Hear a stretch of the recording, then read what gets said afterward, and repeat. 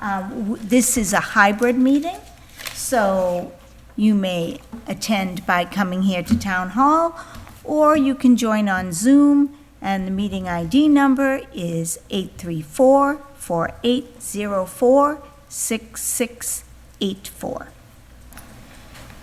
So the first topic on our agenda this evening is public comment. And if someone has a public comment, there is no one present here for public comment from the public, but is there anyone on the board that wishes a public comment this evening? All right, if you are on Zoom and you would like to make a public comment, would you please use the raise your hand function on Zoom?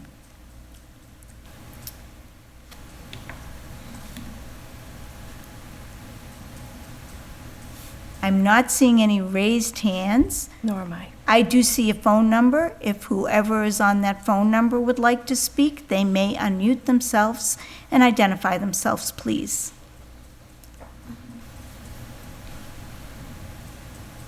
Hi, this is Rhonda Licio. I tried to raise my hand, but obviously it didn't work.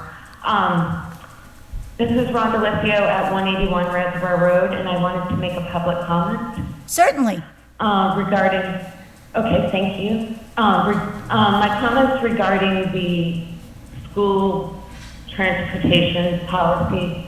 I actually think the policy was reasonable. The policy change that was made back in January. My interpretation is that it doesn't explicitly say that a student must walk to school. And I think the school committee was probably trying to reduce costs. And if those parents can't figure out a way to get their students to school, maybe you would consider bus fees if that's allowed. I know the state doesn't require you to bus students. I think it was 2 miles away. And also, I wanted to know, I have some questions and comments. I wanted to know if this policy was changed in December. I wanted to know how soon after the impacted parents were notified of the change. I would also like to know if, sorry, I got out of work late and I just forget what I was going to say. But basically, I felt it was terrible that parents went on social media 2 weeks, less than 2 weeks, I believe, prior to school starting to bash the district when, if they were notified early on when the policy was changed, they could have used social media as a tool to network with each other to try and figure out a way to possibly get their students to school. I know my daughter was in the district. I've lived in Lunenburg before she was born, and now she's graduated from high school. And I never had trouble networking with other parents. There were always parents willing to help. And so I just hope you would, I don't think we should change the policy. I think that's my opinion. So I support the schools committee's decision. Thank you. Thank you, Ms. Lizio. Are there other comments? And Erin Goulding? thank you. Erin Goulding? I can't. Sorry, it took me a minute to find the hand.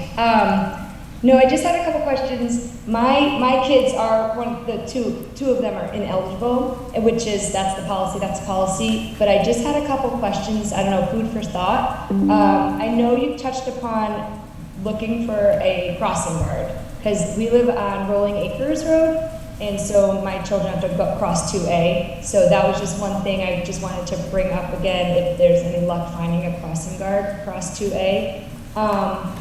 Two other questions. I know we're lucky the kids do have a sidewalk to walk down on Lancaster. I didn't know if there was any discussion with DPW to ensure that the sidewalks on the snowy days would be, the sidewalks within that 1.5 would kind of be a priority because of the kids that need to walk home or even walk to school. And then I was just curious too about that frigid cold weather.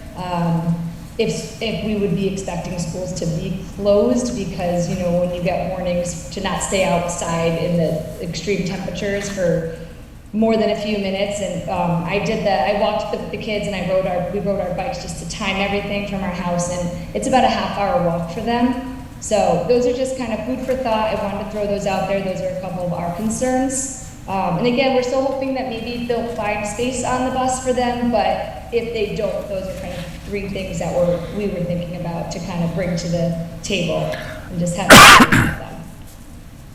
Thank you very much. I appreciate Thank that. you.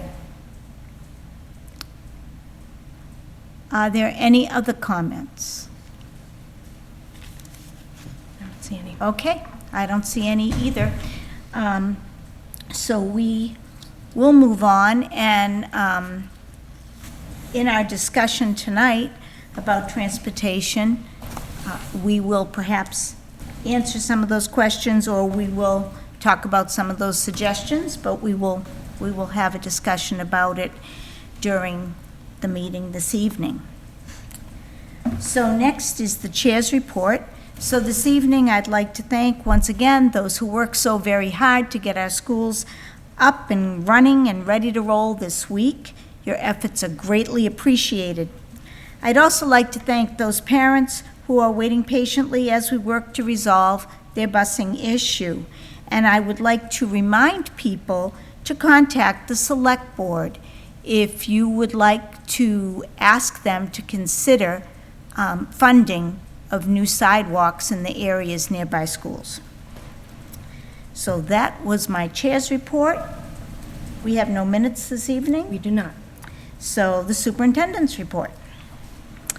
Good evening, everyone. Another update on the LMHS grass fields. We had looked at possible options to keep student athletes and youth sports organizations off the grass fields to allow some additional time for restoration work to take hold. It is not feasible. We will be using the grass fields, and we'll close them immediately following graduation in June for another round of restoration work. We have been working with the athletic director and the facilities director, along with the leaders of the Lunenburg Youth Soccer and Bengals organizations to work out schedules. We've created a mechanism for sharing a 2-week look ahead for the schedule on all fields with the coaches and the facility renters. So everyone will see where everyone has been assigned for a 2-week window. We are also going to begin to look at options for replacing School Dude as our primary platform. That was something that was asked for when I first arrived in the district. I heard that from the folks who rent the facility, that it was not a very user-friendly platform, but we had multiple reasons why it was not timely to make a change, but I think we now have a good time to look at other options, so we will be. Good news, we have an offer out right now for an athletic trainer. So hopefully we have someone accepting an offer, and somebody will be available on the fields, as we know that the fall season opened next week. Dr. Burnham? Yes. Madam Chair, may I ask a question? Sure. What is School Dude? D-U-D-E? Mm-hmm. Okay. So it's a platform that for a number of years was used as a software to track workflow. So when a teacher had an issue with a laptop or a desktop, they could put in a ticket. Oh, okay, okay. Right? And then the IT department would be notified, they would clear the issue, and it tracks the data. Okay. We also use it for our custodians and maintenance for workflow. Our youth groups or anyone else for that matter, looking to rent any part of the facility would be given access to School Dude, and they would go in and submit what they were looking for, dates, times, et cetera. And, you know, it's a challenge for our athletic director because the software that they use to schedule the league games is not School Dude. So our athletic director has to cross-reference two different platforms, and School Dude does not play nicely with the other platform, but apparently there are other platforms that do. So now that we have a new facility director, somebody open-minded on IT to, you know, look at different options where we have a consultant that's sort of filling that role of IT director at the moment. We're hoping that we can find a few different platforms that we could look at and explore, and potentially end our time with School Dude and move to something that's a little bit more user-friendly. Thank you, Dr. Burnham. We have an update on the new LMHS scoreboard. We do know that the scoreboard was shipped from the factory at the end of last week. It should be arriving soon, and we hope to have the board installed within the next couple of weeks. Of course, that schedule is going to be weather dependent, so stay tuned on that. But before the season is out, we will have a new scoreboard on the field. Within the last week, there was an announcement from Governor Baker regarding a $40 million plan that invests in school safety initiatives and provides students, staff, and emergency responders with training to better respond to violent threats within schools. As we get more information as to how Lunenburg is going to benefit and how that access to that money will be navigated, we'll be back with another update. I did mention last week at our meeting that we were having trouble finding an RN to fill the resource nurse position that you approved. Again, we continue to have no applicants. So what we would plan to do then is just to revert to the prior model where we had some LPNs to assist nurses. Last year, we had 4 LPNs. At this point, we're looking to restore 2 of the LPN positions, and we'll see how that level of support goes for us. I do have some September updates, reminders, important dates. September 2nd and 5th, this coming weekend, Friday and Monday, there is no school for the Labor Day holiday weekend. On September 6th, that's the first day of school for our pre-kindergarten and kindergarten students. This week, we have been conducting the kindergarten screenings at the TCP, so that's been nice to see the young ones coming in. Our next school committee meeting is on the 7th, and we have open houses coming very soon, right around the bend. On the 8th is the middle school open house, the 13th, Turkey Hill, 15th, primary school, and the 22nd is the high school. And I would just ask for parents to watch for additional open house information in your principal's weekly emails. And that's what I have for you this evening. Okay, thank you very much. No other questions? Oh, go right ahead. Are the open houses going to be in person? That is our plan. All right. Of course, we'll take an opportunity to have some feedback from parents to see how they feel about the full in-person open house model again.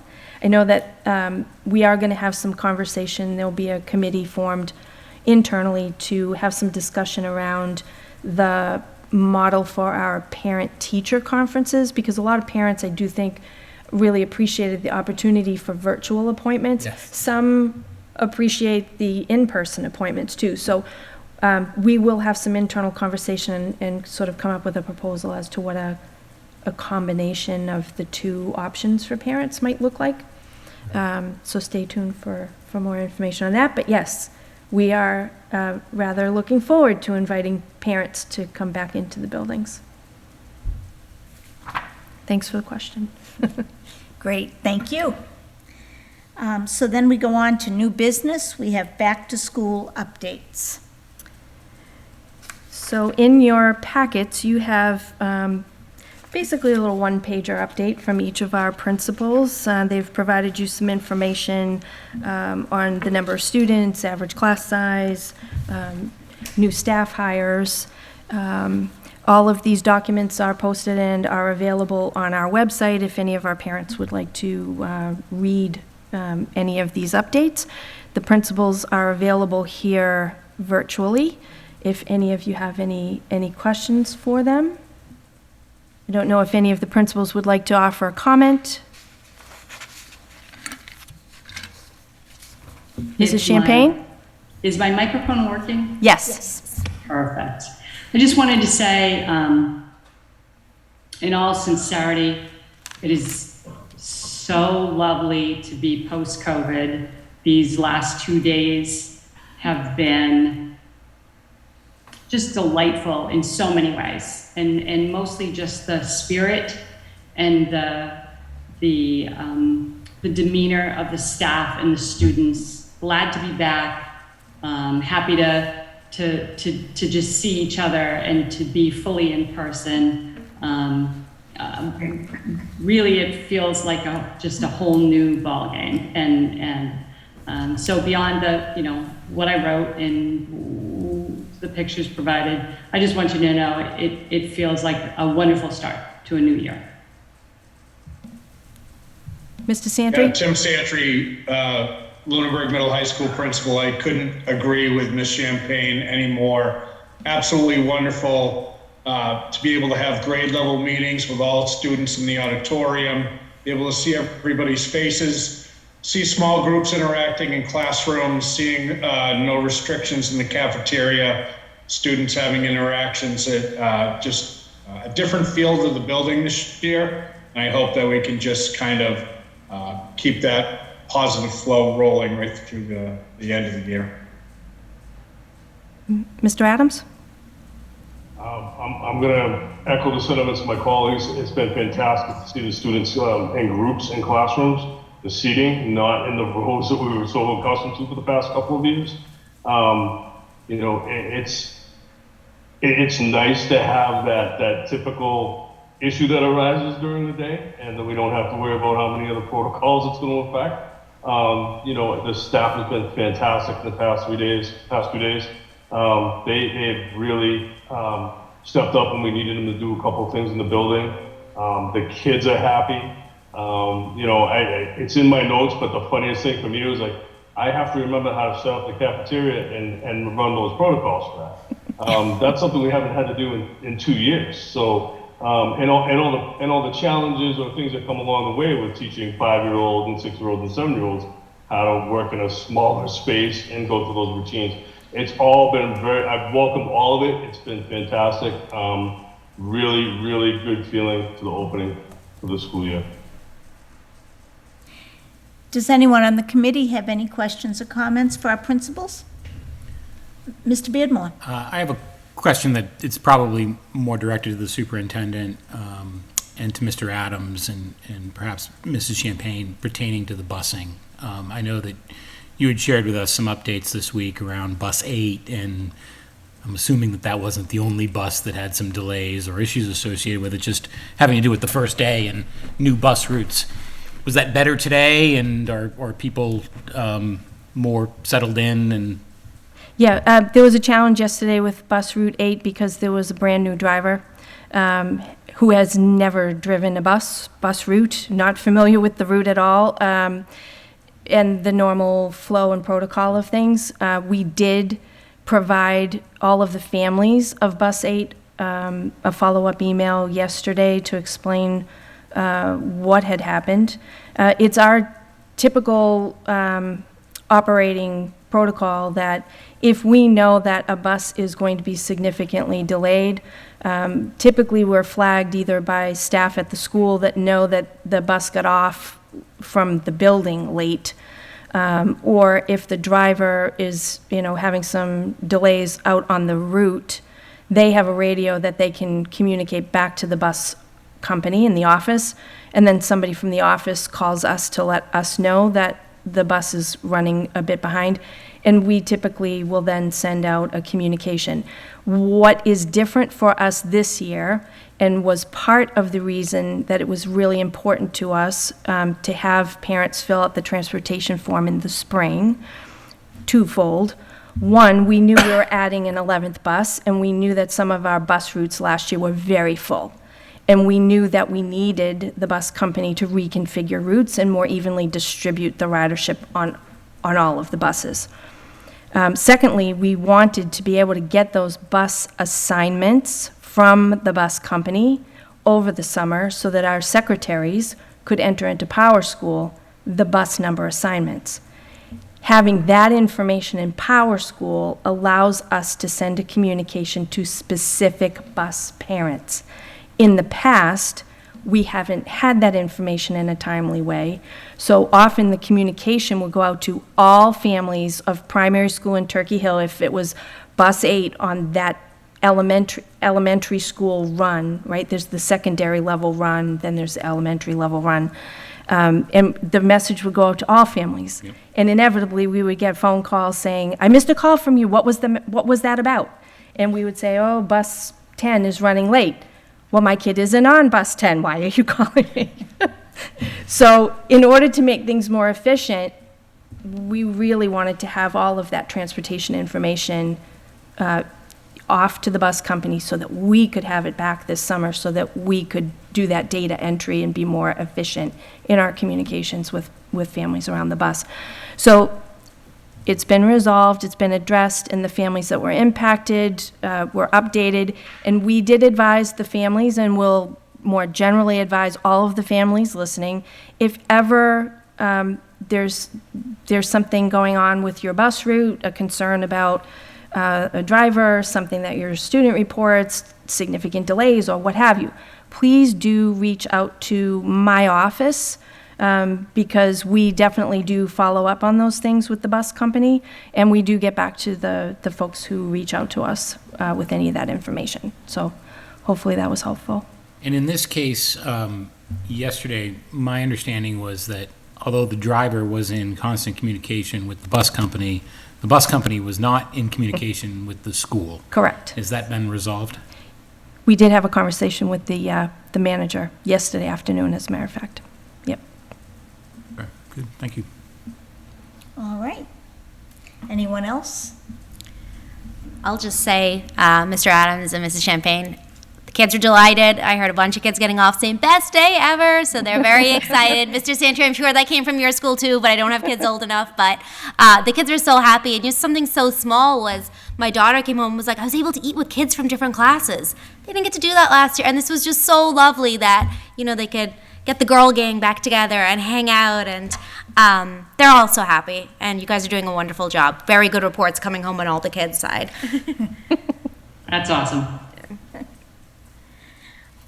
I also wanted to make a comment about how pleased I was to look at the class sizes, that nothing seemed totally out of whack, that the young kids were no more than 22 in a class with the real young ones, and that's so very vital, and I'm delighted that we have been able to maintain that. And I know some of the high school classes are bigger, but high school kids can handle that a lot better than the little guys. So thank you for all that information. I very much appreciate it. Absolutely. You're welcome. Thank you. All right. Thank you all for being here. Now you can log off. Have a good evening. Thank you. So now we have the FY24 budget timeline. So I'll invite Mr. Cassidy to this conversation. We did receive a communication from Mr. Waters from the Finance Committee extending an invitation for us to join them at a meeting this fall. He indicated to us that he felt that the budget presentation, as he described it, was exceptionally long and dense, and we don't disagree. He indicated that he would like to see that spread out over the year, and He also suggested that we come to a meeting this fall to provide an update on the current status of the 5-year staffing plan, as well as potential capital plan requests for FY '24. We were invited to attend either the October 13th, October 27th, or November 10th meetings. Mr. Waters also did ask if there were any additional topics that we would like to discuss. So while Mr. Cassidy and I definitely do agree that the Finance Committee budget presentation meeting is long, it's been my experience, and I know, Mrs. Archambault, you've been attending those Yes. meetings for a number of years as the liaison. Oftentimes, the questions that we get are not really directly tied to the budget per se. They're more tangential. They're more, it seems to me, questions that help give Finance Committee members a better understanding of how school works and what we're doing and why we're doing, versus something that's really truly connected to budget. Would you agree with that assessment?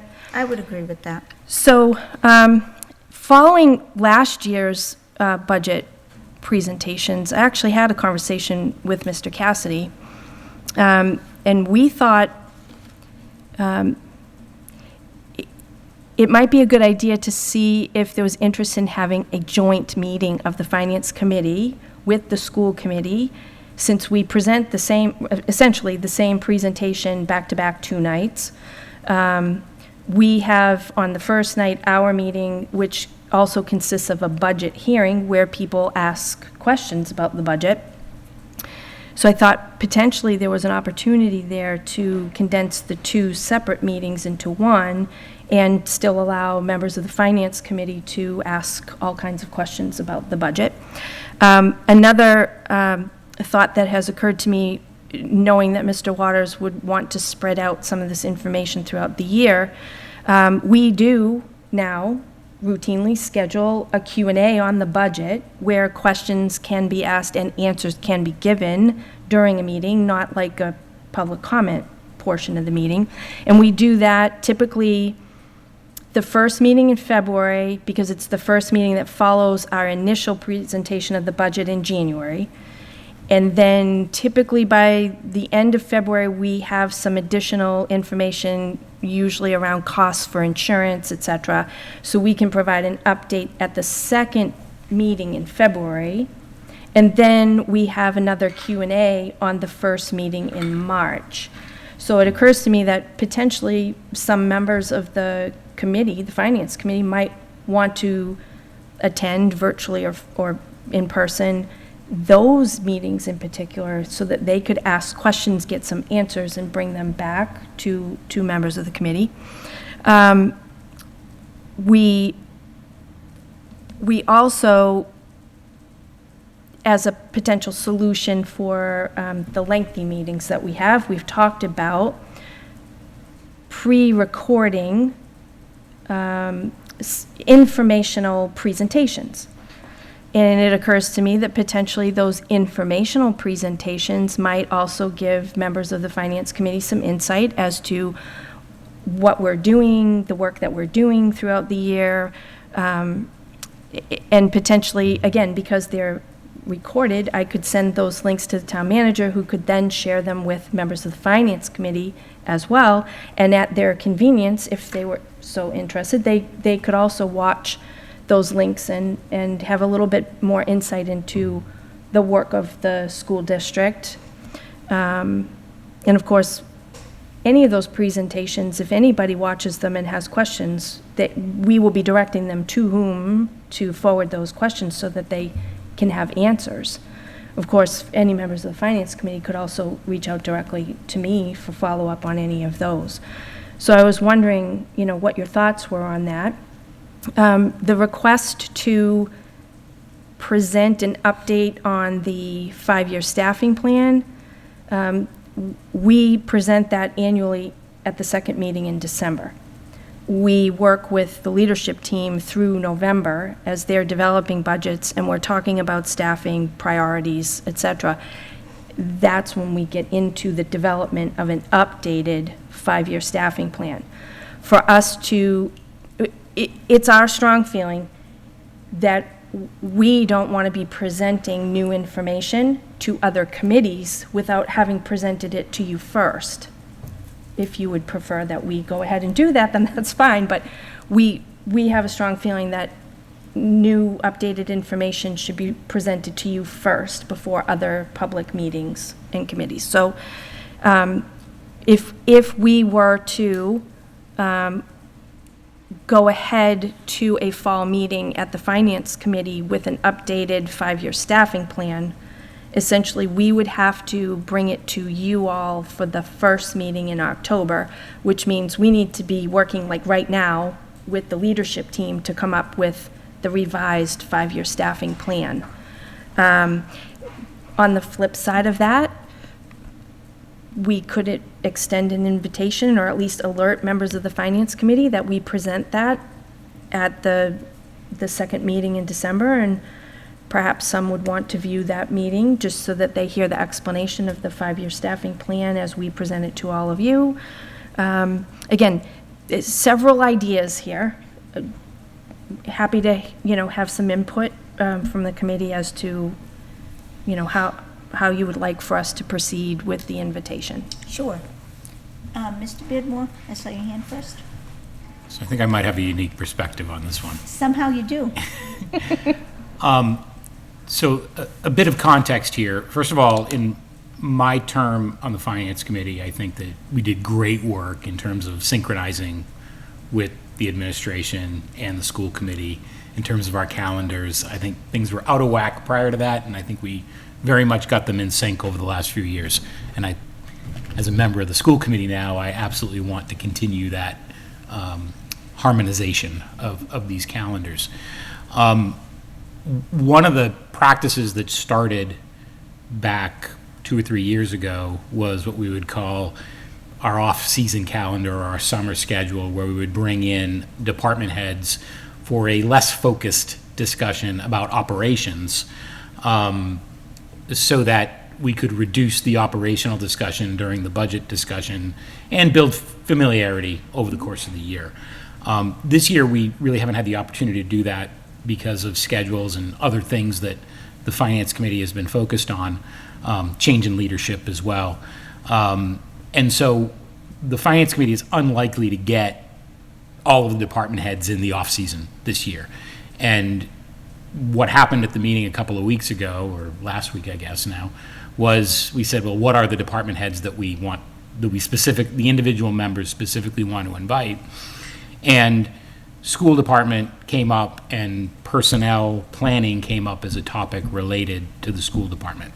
And, I think, speaking only for myself, but hypothesizing, and I was careful to be quiet during that conversation, but hypothesizing what people are thinking is that people are on the Finance Committee are very sensitive to the budget constraints that we have in terms of revenue, the money that we're spending, federal funds that we're spending right now, and positions that we have tied to those federal funds, and the long-term staffing plan as it relates to collective bargaining and other cost drivers associated with that.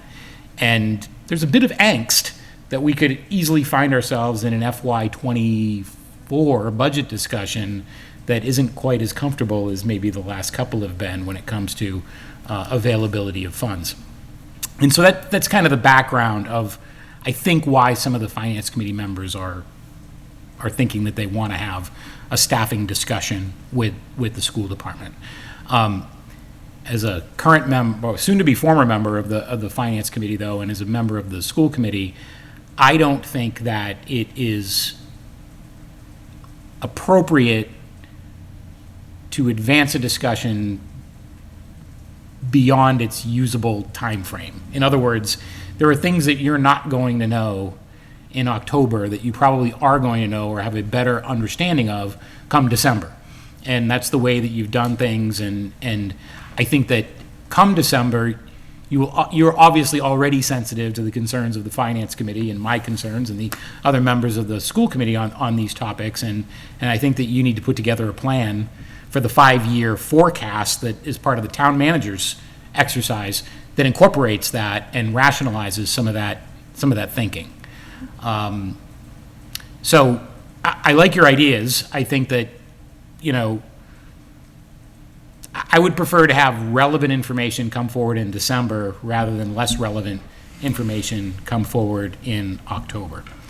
The only other piece of context I would add to this is that one of the things the Finance Committee tries to do is to reduce the amount of meetings that they have to do between the months of February and May, because it's every Thursday nonstop for about 3 months.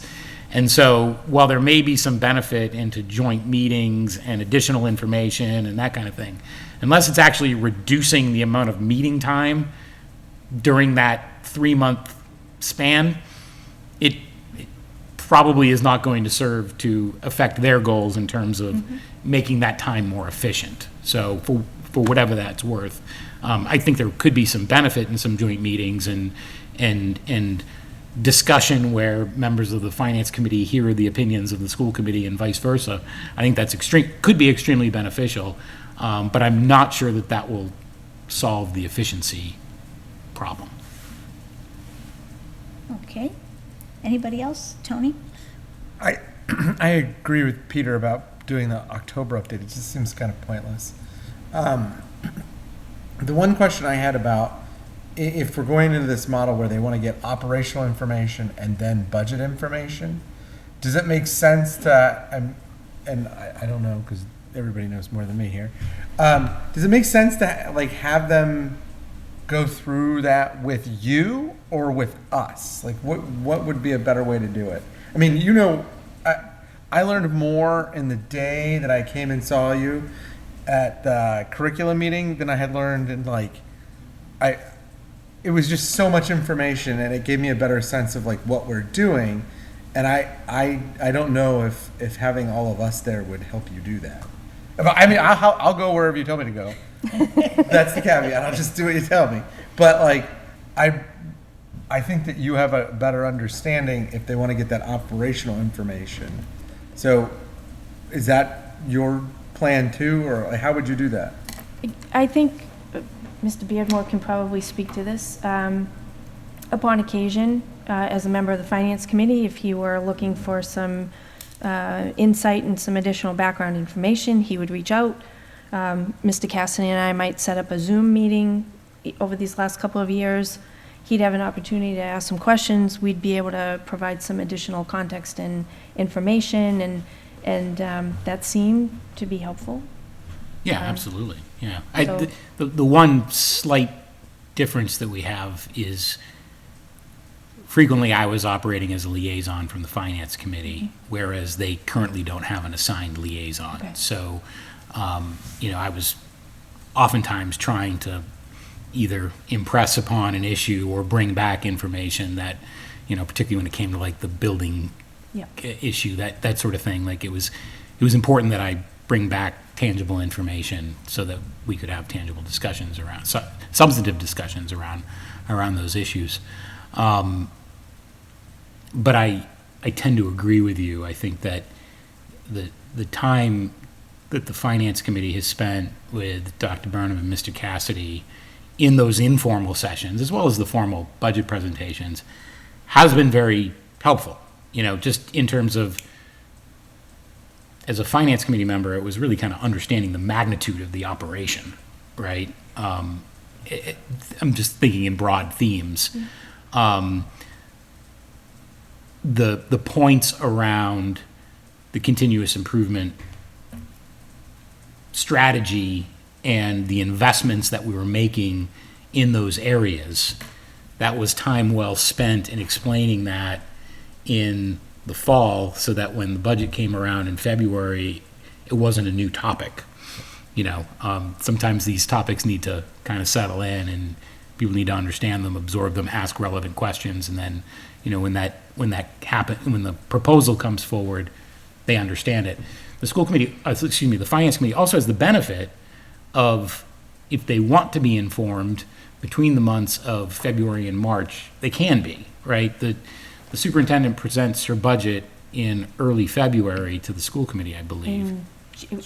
We present Late the January. 5-year staffing plan in December, Yep. mid-December, and then the budget that incorporates a portion of the Yeah.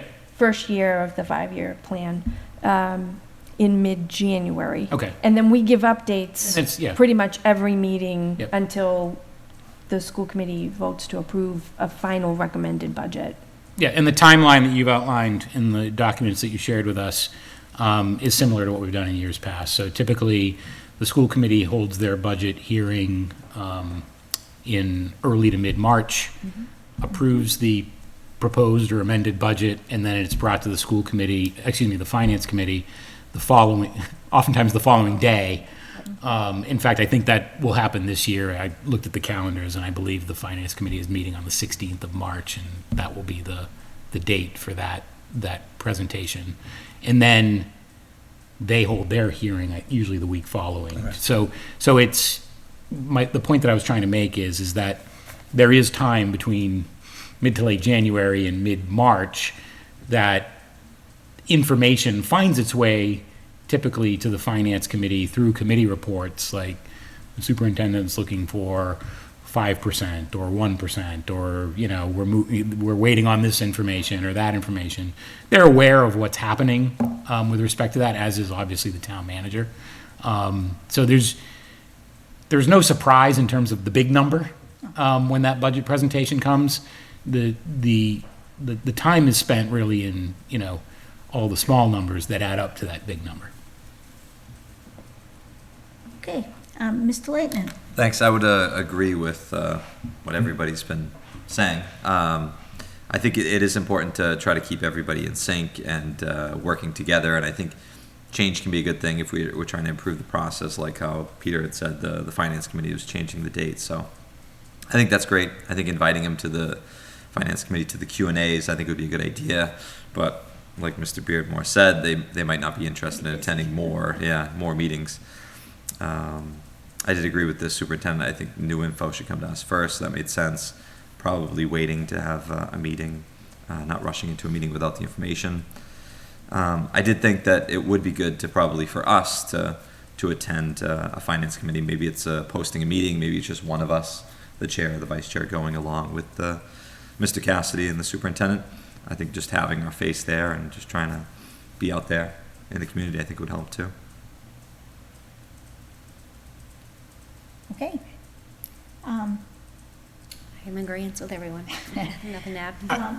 Could I just add one thing? Just, Mr. Cassidy prompted my thought on this, and I just want to kind of dovetail on his thought here, which is, I think it means a lot when the school committee shows up to a finance committee meeting, to a town meeting.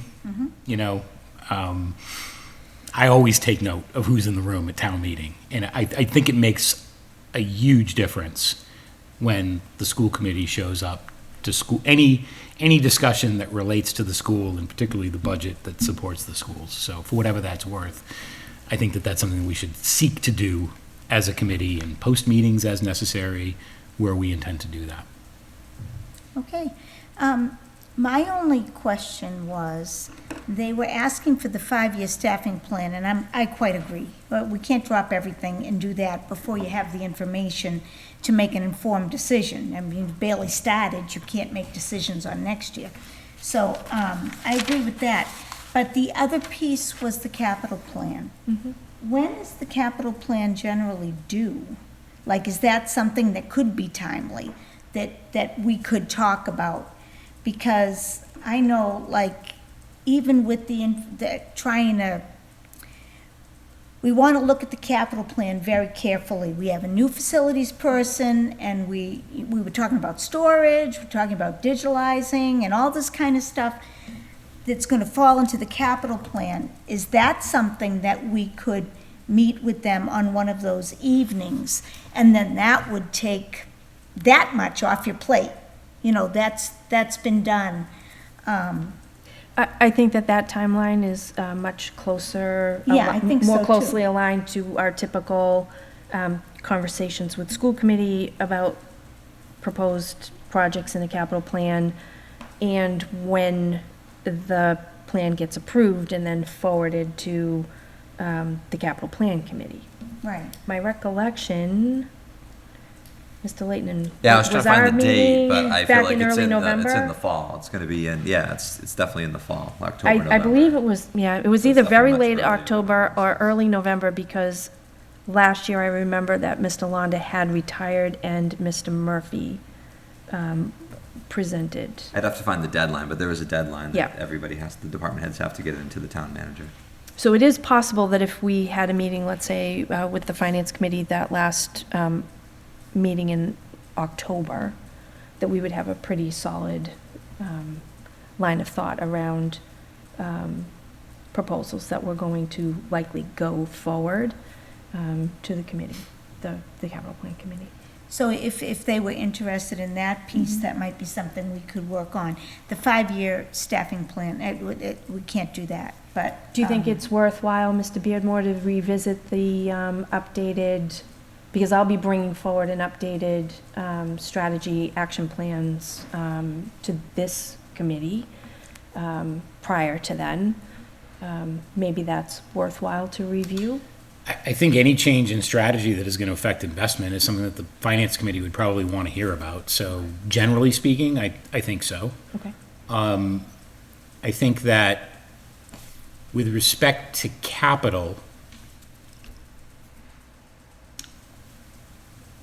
again, only speaking for myself, and some of the finance committee members may slap my hand after this, but I want to be careful about the process that we're on for capital.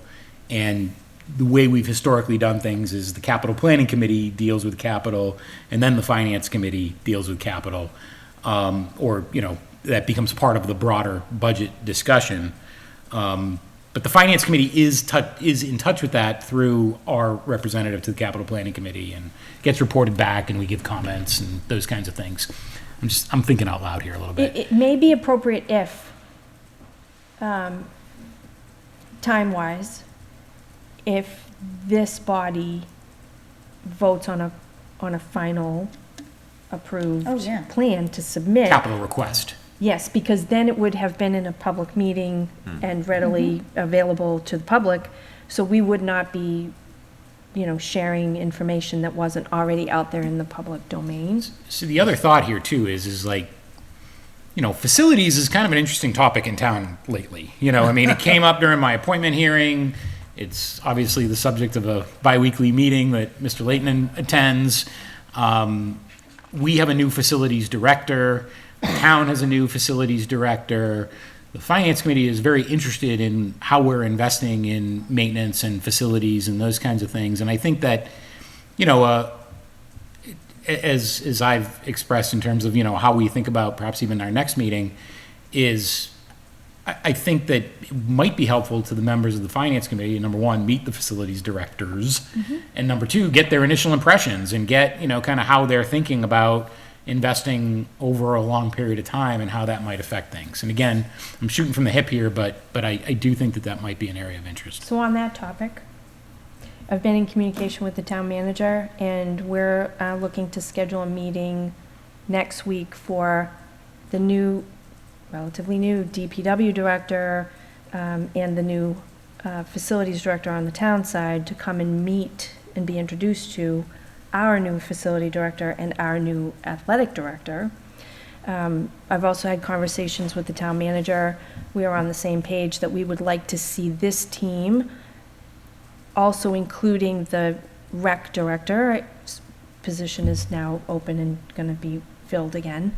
But that group of individuals to schedule regular meetings, whatever regular cycle makes sense for them, whether that's once a month, they all get together and report what's going on in their worlds, just to kind of stay connected, whether it's a more frequent cycle than that. But the expectation is that we want them functioning really as a team and keeping each other apprised of things. That has clearly been conveyed on our side. And we are planning a larger meet and greet for all of these new positions. The plan that we've discussed is, extending an invitation specifically to PTO, youth soccer, youth basketball, the Bengals, as well as other elected boards in town to come and meet everyone. And we would host that. We're just trying to figure out a date for that to happen, because as I understand it, I think the new facility director for the town started today or yesterday. Should be ready tonight. Yeah, I know. So we're working to set that up, but just know that that's in the works right now. So just an update from about capital planning. So from last year, and the plan is again to continue the timeline for this year, was the department heads had a deadline for around the middle of October, and then the committee met with departments between the end of October and the beginning of December. And then in mid-December, the committee reviewed the requests and began the prioritization process. And then the idea was it was finalized by mid-January. Right. And where that was part of Mr. Waters' request, I didn't know if that was part that we could. Like I said, I think potentially the That we could timeline is probably going to play out in a way work that in. that's potentially viable. So maybe we should get back to him and explain that the staffing plan is not going to be there, but if they wish you to come in and talk about capital plan and your strategy and how the strategy has been tweaked, and maybe something with facilities, maybe that would help their thought process, and then we can work on how to shorten the rest of the process, because it is quite lengthy. I mean, and when they used to do Monty Tech on the same night, you might as well just bring your blanket and sleep there. It was like really long. Do you think they'd be any interested in a joint meeting for the budget? I think that's worth a discussion, absolutely, yeah. Because that's something I can potentially convey. And we certainly would invite them to the question and answer sessions. Yeah, I we mean, can the- make a point of it. The potential problem there is Bad time of year. the, well, the finance committee is going to be, minus its loudest, most verbose member at that point. So what I'm getting to here is the finance committee does have a lot of questions when the school department comes forward, and the superintendent gives very thorough answers, and it's a long meeting. So I'm just thinking in terms of number of participants, basically doubling the number of participants could easily turn a 2 to 2.5 hour session into a 4 hour session. I'm being a little bit sensitive to that, but I'm not sure. It's just, again, thinking out loud. It's my recollection that we don't typically have a lot of community members, No. parents come to the budget hearing. No. Not unless there's a big cut. Oftentimes the Yeah, questions, do it, yes. oftentimes the questions come from members of the committee. I don't know. It might not be bad to have them if they could, because having attended all these meetings, I know it's a lot. Right. And, but if they could come to the question and answer and ask some of their questions, it would inform people that are listening elsewhere that are not asking the questions. And the questions know? tend to be different. And the questions are different that come from FinCom than what we generally ask, because we have different background. Yep. We know what's going on in general, but the Finance Committee asks questions from a different angle. Right. And potentially if they were to view presentations, informational presentations, they might have some of the context and not have to ask questions that they might ask to gain that context. that time of year, viewing Yeah. informational things, they're viewing enough stuff. It's genuinely really hard. It's very Yeah. difficult. Right, but if time. we Informational started overload. with, informational presentations that are recorded and sent out to parents in the next month and a half, as things are underway and there's stuff to Yeah. report on, if they were also receiving those, they could, over the next many months, Yeah. So at their own leisure. one other bit of context that might be helpful just in terms of encapsulating what needs to happen this year with respect to the budget presentations is that the Finance Committee has also put together a document of requests to department heads which you will be receiving very shortly. I was delinquent in processing it, but it was voted on several weeks ago. Asking for the budget presentation to be organized by line item as it appears in the budget, right? So as it turns out, the school department budget does not have the level of detail that we all see during Right. budget presentation, because that doesn't get printed in the warrant like other departments do because of the way our laws work. But typically what happens is the finance committee gets what I would call a qualitative presentation, and then a number at the bottom, without necessarily numbers on the individual qualitative items that are part of that total. So for example, we'll say we're adding 5 positions and not really showing the cost associated with the 5 different departments that those positions are going into, but only the effect on the bottom line, right? And so the finance committee will ask this year for a more detailed view of the budget to look at. Now, you submit that every year as part of your total budget in an Excel spreadsheet. We just don't cover But it you don't in the present it. presentation. No, you'd And- be there for a week. And the ask, though, this year is to do it that way, is to actually review the budget in that presentation. So that will have an effect in terms of how you're going to organize that presentation. So for whatever that's worth, maybe that helps in setting expectations. Okay, All right. So we have a plan. okay, thank Okay. you. All right. So we're all on board with this timeline then? Yes. Okay. Do we? And I think we should just let the superintendent work with the chairman of the finance committee to come up with a amenable solution. Okay. Yeah. Yeah, that's fine. Does that work? Yes. Okay. That's what we'll do. So we're going to move on to the letter to the Select Board and state legislators about sidewalks. Now, I wrote the letter, and whenever I do something like that, it's always, let's get something on paper and then we can tweak it. And Mr. Leighton came up with some nice tweaks to the letter. So I think we should read his tweaks that I printed that are not in front of me. Hold on, here they are. So the tweaks are not in the folder. No, they can't be, because then it would be, Fair enough, yep. yep, we can't do that.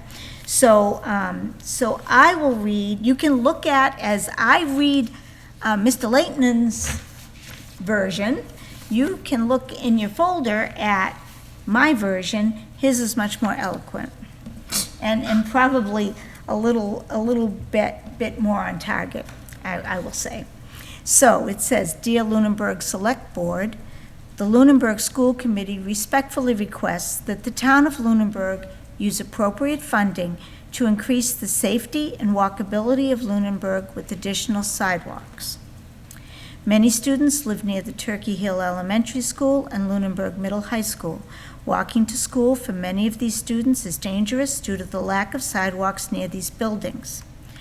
We do understand that Massachusetts Avenue is under state control, therefore the town has no jurisdiction over sidewalks there. We are also writing to our state legislators to ask for assistance increasing sidewalk availability on Mass Ave, particularly east of school property. The town is happy to make some of our local roads safer by adding sidewalks. Wait a minute. Sorry, I skipped the line. The town is able to make some of our local roads safer by adding sidewalks. We would be happy to walk these roads with members of the Select Board, DPW, police, or any local citizens to check out the viability and necessity of sidewalks near our school buildings. These sidewalks would not only protect students, but they would add safety to all citizens on our streets. We thank you for your consideration. So, there's a couple of things I like about this, and one of them is in the first paragraph when it says, use appropriate funding. I know there is money out there for sidewalks, but I believe it's just sidewalk repair. I don't think the money that the DPW has can be used for new sidewalks. Am I reading that correctly, Mr. Beardmore?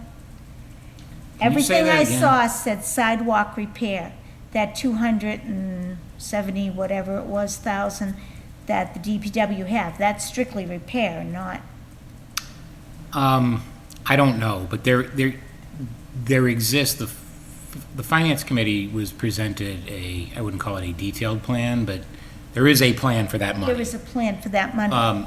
And it does involve basically sidewalk repair. I mean, that's the bulk of it, That's of what existing I thought it sidewalks. And said. the problem is that the town needs sidewalk, we're in need of repair of sidewalks that outpaces the available funds. Oh, yes.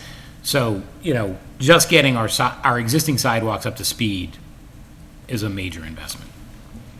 So, One of the reasons why I changed the language too, because it was referencing the ARPA funds, and I feel like we want to let them know that they should be using any funds available. It doesn't have to be ARPA funds if they really wanted to use ARPA funds for something else, but they should be looking into this and possibly funding this.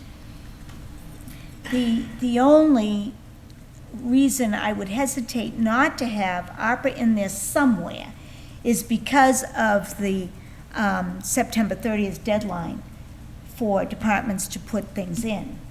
So I wouldn't want them to say, oh, okay, we'll put it over here and take from that other bucket. Maybe So, possibly like appropriate funding, including ARPA funds. yeah, Yeah. I think so. I agree. To increase. I'd just be a little bit nervous Yeah, about I like that that. deadline. But you're absolutely Didn't right. want to solely put it on ARPA funds. You're absolutely right, Brian.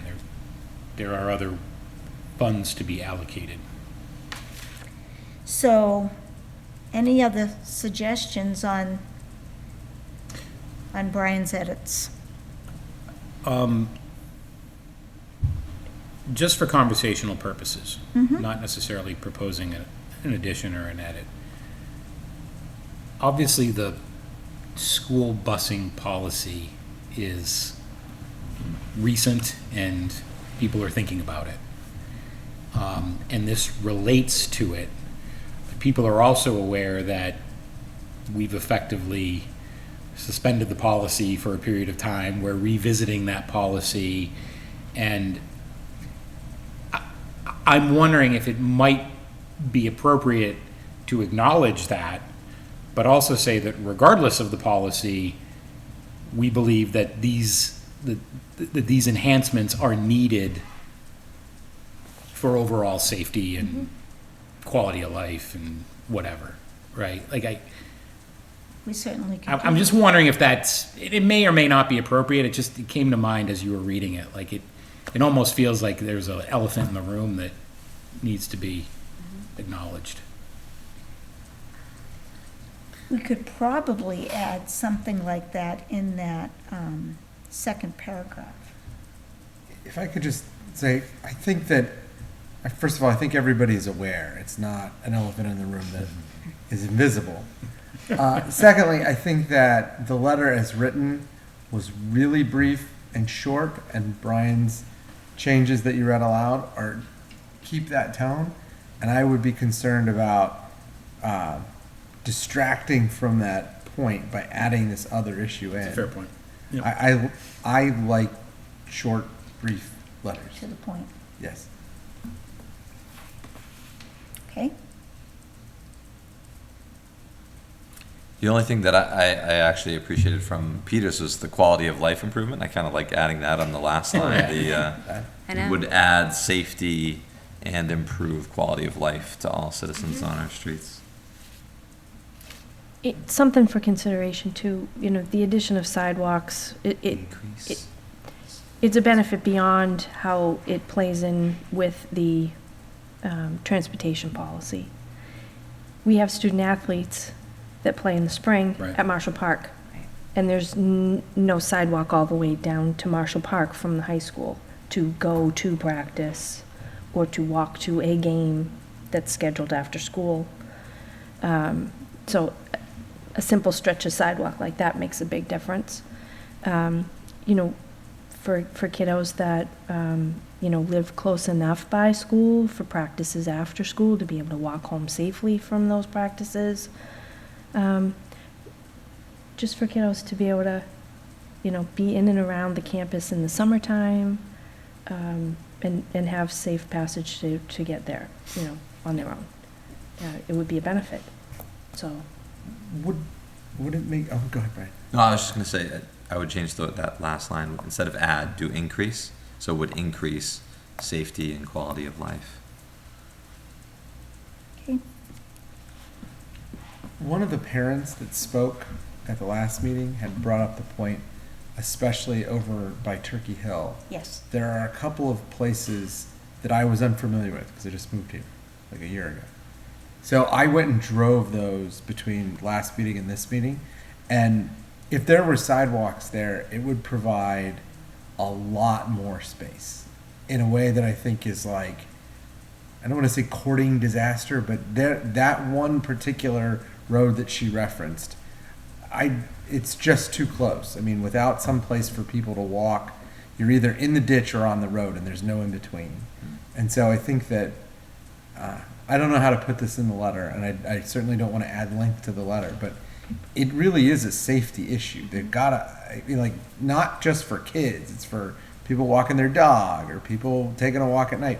But that road over by Turkey Hill in particular is... It is. It's very difficult. And that's why I said we'd be happy to walk these roads with Yes. members. Yes. Because then we can, particularly that's the one I was thinking of. Yes. Because it is traveled quite a bit. I Yes. mean, it's not like, my road doesn't have much of a lip to it, and I'm often in the ditch when I go walking, but there's almost nobody that drives on my road, Right. So that's a little bit different. Yeah, that road is, I'm in the same boat. We don't have a lip, but no one's there. That road is busy, and there is nothing there. So that, I think that is covered in Yeah, okay. inviting That works. people to walk those roads. Though I'm happy to adjust. One other thought on, just not for the letter, but just so you're all aware, I believe Northfield Road is one of our certified scenic drives. Oh, I believe it is. I think you're right. So get ready when you go to put a sidewalk on that road, I think you're right now that you because say that. removing a tree is like an act of Congress. So Yeah, just whatever that's worth. I'd forgotten that. There's only 4, and that's one of them. Yep. Yeah. Okay, well, there you go. So, how do you want to handle this? Do you want to take a vote to approve this? I can read it with what we fixed and then take a vote, or are you okay with it, or? Okay with what you read. All right, well, then if someone wants to make a motion, we can approve this one, then we can jump on the other one. I'll make a motion to approve this letter to be sent to the Lunenburg Select Board. Second. And all those in favor? Aye. Aye. Okay. I will retype and send that to Liz to put on letterhead. The other one, to the representatives,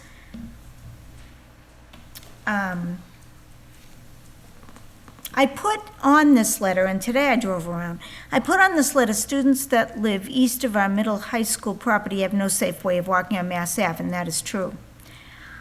I looked today, the sidewalk west of west of the property starts at St. Boniface Church.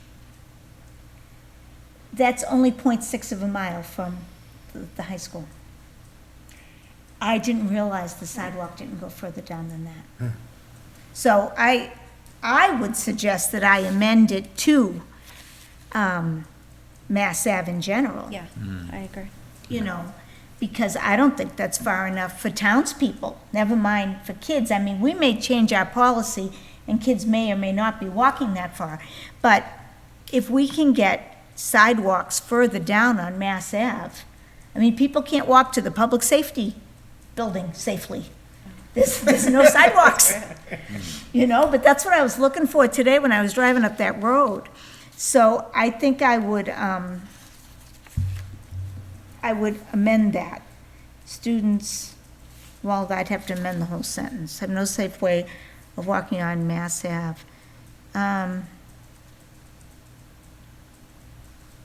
Somehow we have to amend that, but anyways. somebody come up with an idea that's better than mine. Brian suggested eliminating that bottom paragraph, our town officials cannot authorize this work, so we're asking you to help find funding. Because they obviously know that. So may not be necessary. Or, as you know, our town officials are unable to authorize this work. I don't. We could do that. Yeah, I'm not sure I would omit that. Oh. Because I mean, the reality is that it's hard to get anything done on a state road. And our town officials have tried to affect things on state roads. And they can do it through our state leaders and through Mass Highway or DOT or whatever, but it's hard and long to do that. And I think that point, you know, we've got three freshman legislators right now, and we're going to get another one pretty soon. So I think making that point over and over again is probably, you know, I'm just thinking of the intersection of Electric Ave and 2A.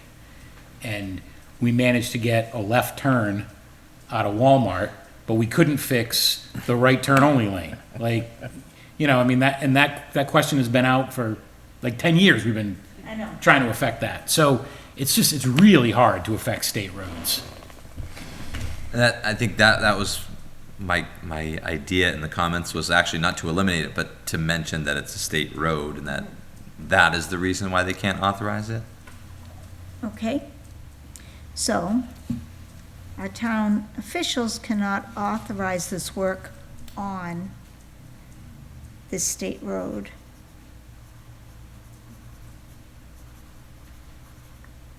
So we are asking you to help find funding to keep our students and our citizens safe. Yeah. And then I came up with another sentence that I thought we probably should put in there afterwards. We appreciate your partnership in making the safety of our students and all citizens a priority.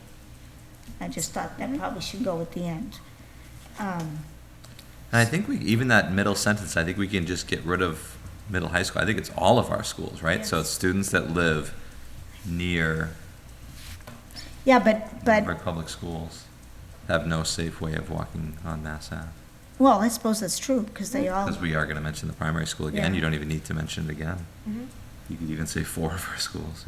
well, the problem with the primary schools is there's no crosswalk. No.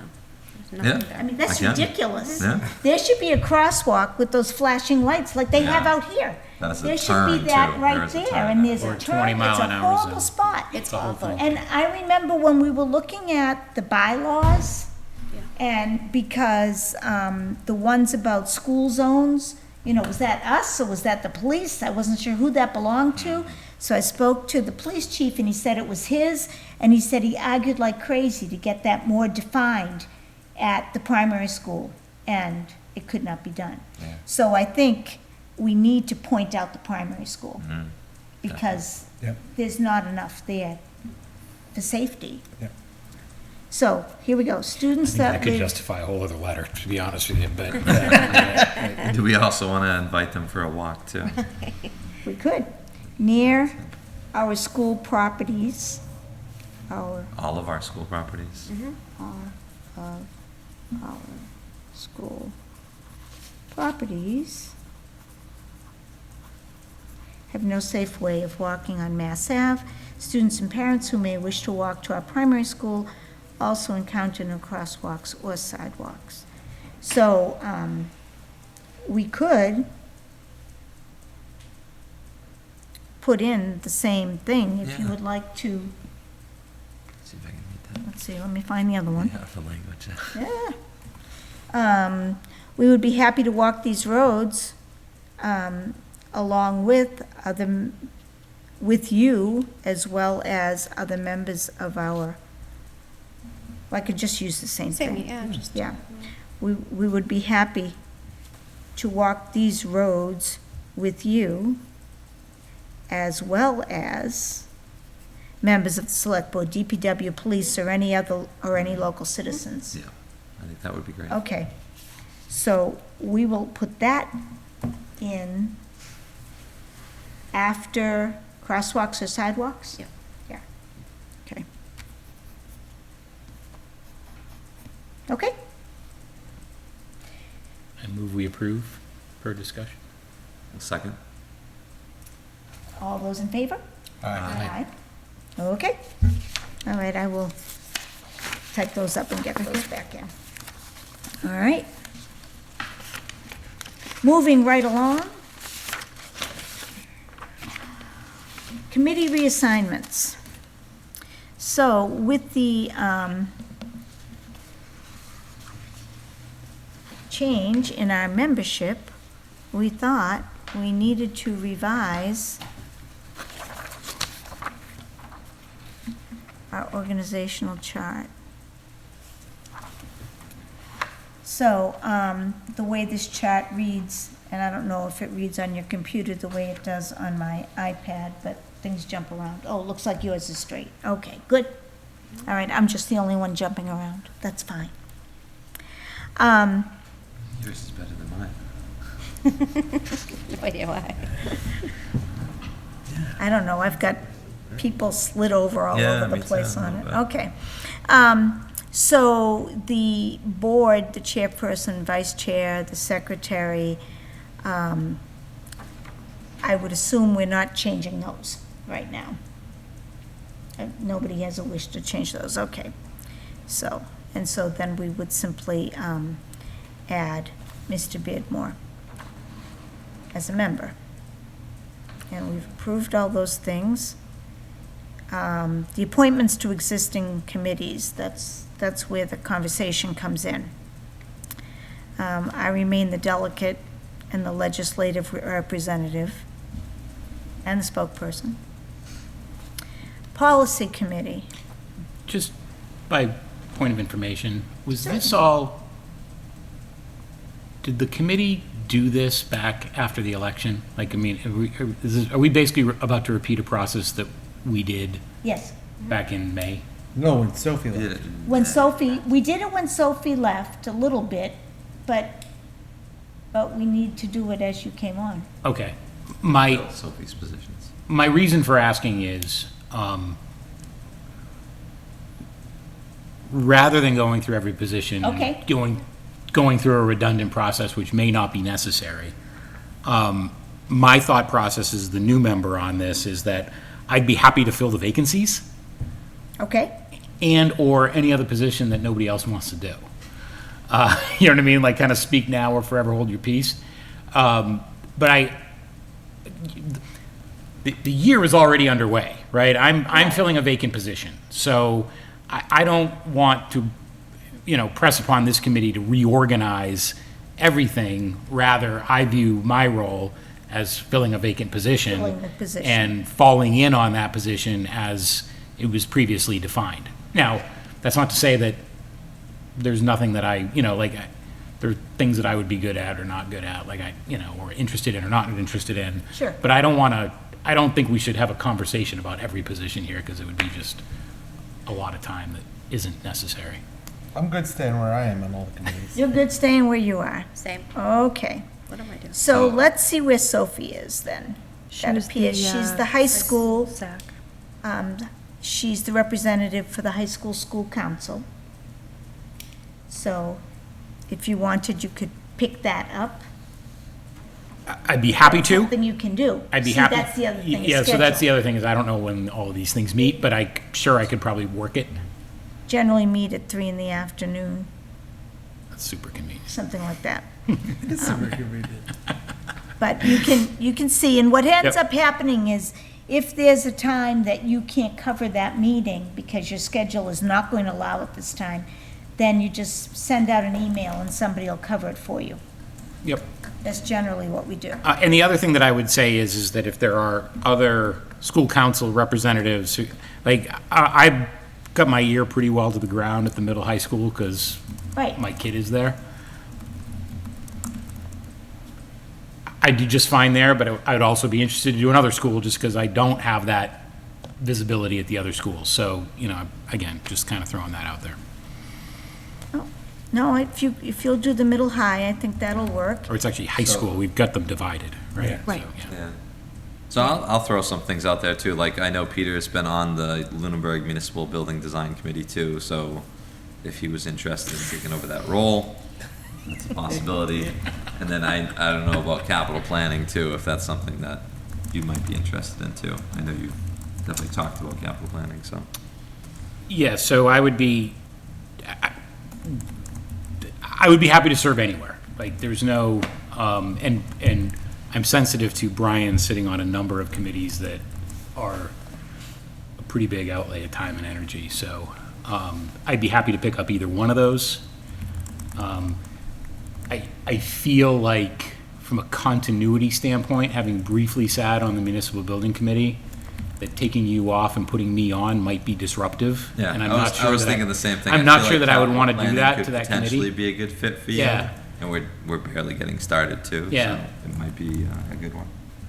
If people. Yeah, I'd be happy to pick that up. That's fine by me. That works for you. Now, the thing with capital planning, out of curiosity, is do you know when because capital planning is a So termed last position. year, I don't know when Oh, the yeah, term that's ends. true. Yeah, But also it's a school committee term too, or it's a school committee it's a school committee, so, position. so not Committee seat, appointed. right? the position, we've just gone through this on the finance committee. That's why. So the way this works is because it's a chartered committee and it's termed, you would have to resign from that position in order for the committee to reappoint somebody else to that position. Otherwise, the committee would have to go through a process of removing you. So I will not let Brian be impeached. we just ran into this. Yeah, So, for whatever that's worth, but I'd be happy to serve. exactly. Go Yeah. through the process though. Sure. Okay. All right, if you figure out that process, then we'll do that.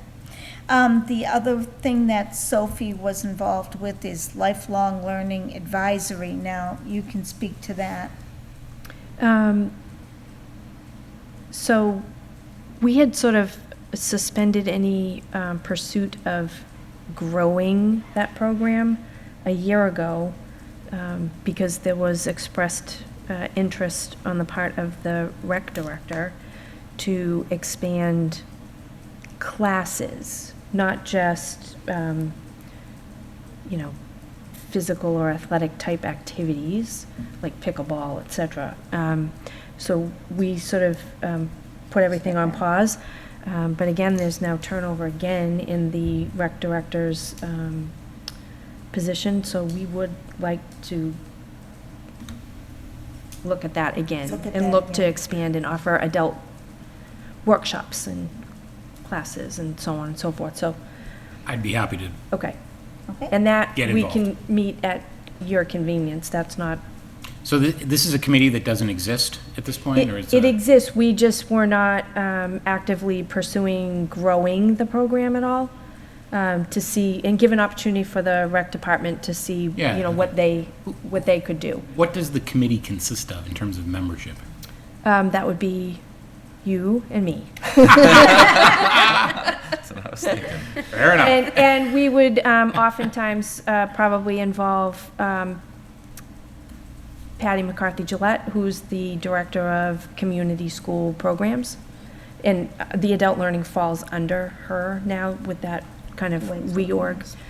So if we have some ideas around things that we would like to pursue and update, we could, it's a touch point of a meeting more than anything. Is this a chartered or policy-driven thing, or is this a ad hoc kind of? I believe it's just an ad hoc. Yeah. Okay. All right. Fair enough. Happy to do it. Okay. Perfect.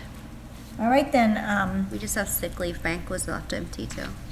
sick leave. I'm sorry, I missed that one when I was scooting. And sick leave is basically, As needed. Are you still doing it? I'll do. I wasn't, but I'll do it again.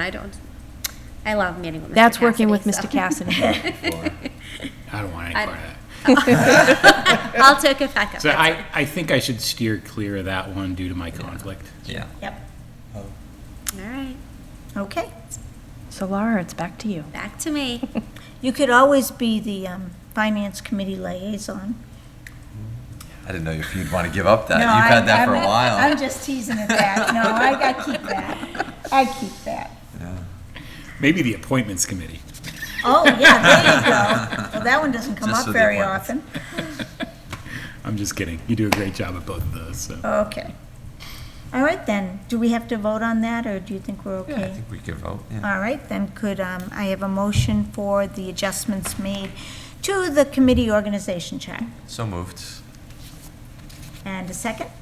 Second. All those in favor? Aye. Aye. All right. There we go.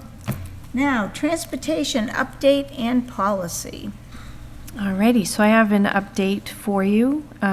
Liz Peterson is also on the meeting this evening, so I'll invite her to the conversation as well. Hi, Liz, can you hear me? Yes, I can. Thank you. All right, so we have a few points of information to share.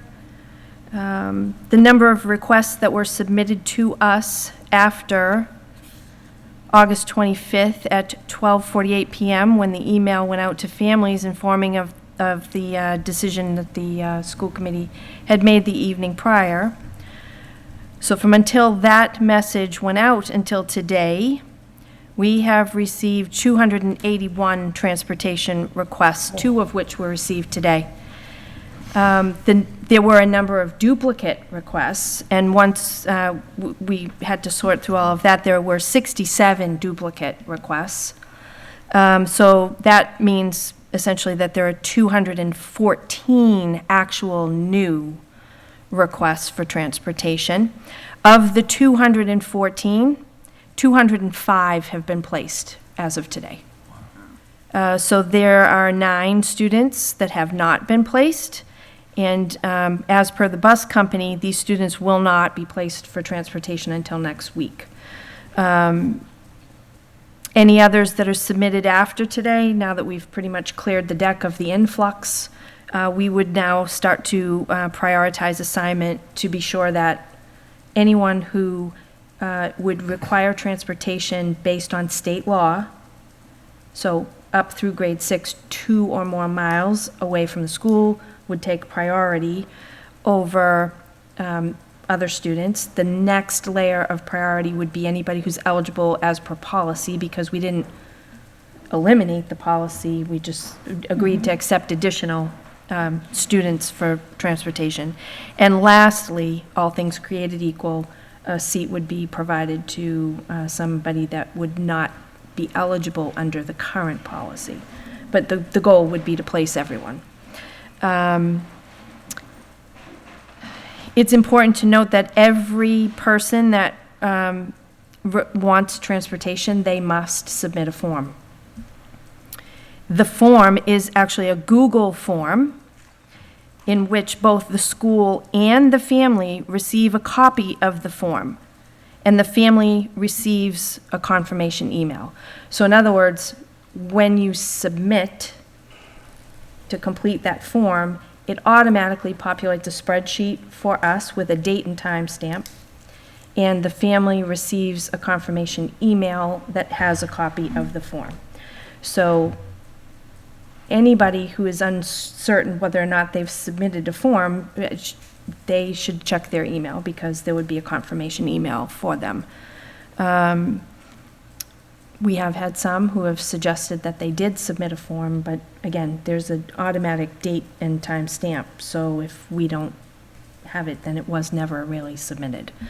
It's important to know that our secretaries have worked extra hours to either personally call or email families to confirm that their child has been placed on a bus. We sent all families an email that included a link to the transportation page, where Liz has created a tutorial video on how to read the Lunenburg bus routes that were posted. Anybody who, after viewing the video, if there are still questions, can absolutely contact my office. Based on questions that we've received through email from parents. We are working to compile an FAQ that we will also post on our website. That's great to have just as a permanent fixture on the website because it's the same questions that come in year after year. So that will be a project that we're working on. We have advised parents that the timing of the routes, especially the first week or two, and I say 2 because next week is the first week of school for our kindergarten students who will be riding the bus, pictures at the bus stop, et cetera, et cetera. It delays the bus. So we've advised families that the times that are on those bus route schedules are approximate and that they really should be prepared to be there early and not to be too anxious if it's late, because it takes a couple of weeks for the timing of those routes to kind of settle in. Bus passes. Oftentimes, families would like for their kiddos to be able to hop the bus to a different part of town to go, hang out at a friend's house after school, and we just cannot, we don't have that kind of free additional space on the buses, so we just cannot accommodate that. And we really need to ask parents not to be, having those conversations with the drivers, begging them to make changes to their child's bus schedule. That really does need to come through our office and the bus company office. Other than that, if there are questions, Liz has been doing a phenomenal job of managing this, and our thanks also go to our secretaries at the buildings that have been assisting with notifications, as well as a special thank you to Linda Hargraves at the office at D-Bus. She worked with Liz through the weekend to get that many kiddos placed in time for the first day of school. So I really feel strongly that we have to express some significant gratitude for that partnership. And obviously, very significant thanks goes to Liz for all the time, effort, and energy that she has put into this and communicating back and forth with parents, answering questions, answering phone calls, emails. She's done an extraordinary job. Questions? Mr. Beardmore? Either way. Few questions. The agenda item here is for transportation update and policy. Mm-hmm. Are we not discussing the policy We yet? will. We will. Okay, but right now we're just She just finished dealing her, with the update. what has happened. Okay. We get the update part. So I'm going to hold my questions to that. Okay. Because I think that some of the issues that you just brought up, we absolutely need to consider as part of a broader policy Sure. discussion. Yeah. Have we ensured that everybody has access? In other words, this came up like during COVID and hybrid and internet access and that kind of thing. If somebody's clicking on a Google form, are we sure that they have the capacity to do that, with disabilities or internet access or that kind of thing? Like, are we covering our ground there? Our secretaries have fielded calls, as has Liz, and Liz can verify this. Sometimes families will call and say, I don't know how to open a link, I don't know how to do that, could you please just take my information? And they do. Okay. And then I know that our secretaries and principals are well aware of the families that may need some assistance because they don't have access. And I can tell you that I know for a fact that the secretary and the principal at the primary school over the last month or so have been reaching out to families that were not on our spreadsheet to make sure that they, do you not need the bus, or, is there something that we can assist with? So that has been going on as well. Okay. My other question is, can we account for families who have custodial parents who live at different addresses? So relative Liz, to the bus pass issue, I understand going to a kid's house or going to Cub Scouts or something after school, that's one thing. Yeah, Liz, Custodial parents who live at different addresses, it's a whole other deal. yeah, Liz can jump in here. We do have situations like that. Liz, do you want to speak to that? Sure. So what we ask parents a lot of times is to put both addresses if it is a situation like that. And many parents have already done that. And then I work with the bus company to see whether they need to go to one address, just be picked up in the morning, the other address in the afternoon. We've worked through things like a few days with mom, a few days with dad, different buses and transport. So we have a lot of different situations that we address, and I address all of those with Linda, and we work it out. Super. Thank you. So, first of all, I think that everybody on the committee has recognized the work that you did and Liz did, but I just want to bring this up. You placed 95.7% of all of the people in a week. And I think that is really incredible. And in particular, I am grateful for Liz doing all the work she did. You two made us look really good, because that is the second busiest comment session I have seen since I've been on school board. You guys did a great job, and it really does make us look good.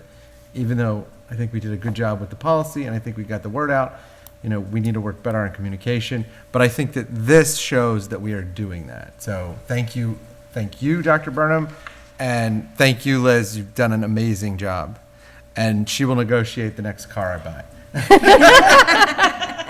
So my second thing is, I'm just putting this on the record, and I know the answer is yes, but in thinking through the question that Mr. Beardmore asked me before, the one thing that I was concerned about was, are the bus routes and the people that need access made in light of people that need ADA reasonable accommodations? So you're aware of the students that need those things, and that's been taken. Okay. Yeah, in some cases like that, it would be, there would be some potential that those students would be eligible for special ed transportation. Perfect. Okay. But yes, we are aware of those things, and we take care of those things, yeah. I am not surprised you had already taken care of that. Mrs. Kelly? Liz, I did watch your video, and thank you so much for that, but I am so confused on one thing. So I'm particularly looking at my bus route 8. With the drop-off timings, if you look, it goes from 3:55, 3:36, and it goes out of order as to drop-offs. So I should be going based on the time, not necessarily the streets, correct? Because there's a certain street order, but then the times are all over the place. Correct. Okay. You should be Just going making in order of the time. And one thing that I wanted to say publicly so parents understand, in the morning, the route that they do is reversed in the afternoon. Yeah. So there was a question with bus 8 with some of the parents. Yeah. Because they didn't understand that in the afternoon that route is Right. reversed. Because it's funny, because even the drop-off times, if you look, it's just completely, I don't even know where the times came from the drop-off times for this one. Like Page Street's at 3:40, and then to get to Whitetail, it's 3:50. I'm like, I don't know where they're going in 10 minutes, but they can get to Target in that time. But there's just like a whole different times that are completely out of there. So I just wanted to make sure I was reading it right. You are. Yeah. Perfect. Absolutely. Thank you. Sure.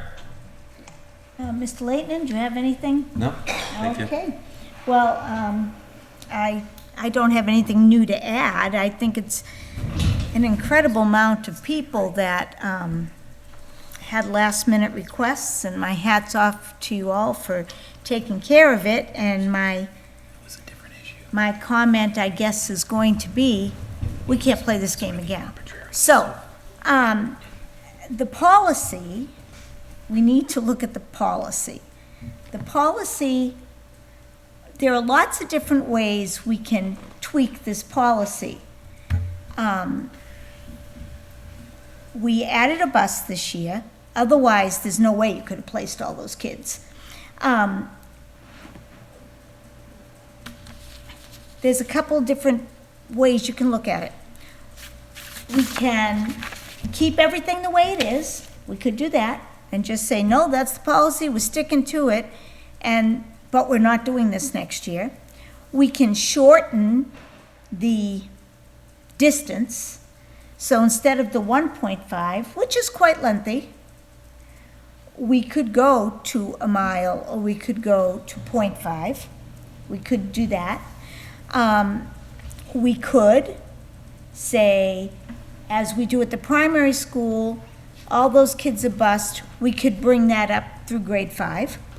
That's possible to do. There are a lot of different options on how we can tweak it. So, obviously, this is not something we're doing tonight, but we would need to, unfortunately, to tax people for numbers. I hate to tax people for numbers again, but, we need to know how many kids are we dealing with if we go to half a mile. Half a mile isn't very, very far for a walk, but it is if you're jumping in the ditch on Northfield Road. So I don't know how we equate that some people's half a mile is better than other people's half a mile. I don't know if we can do that.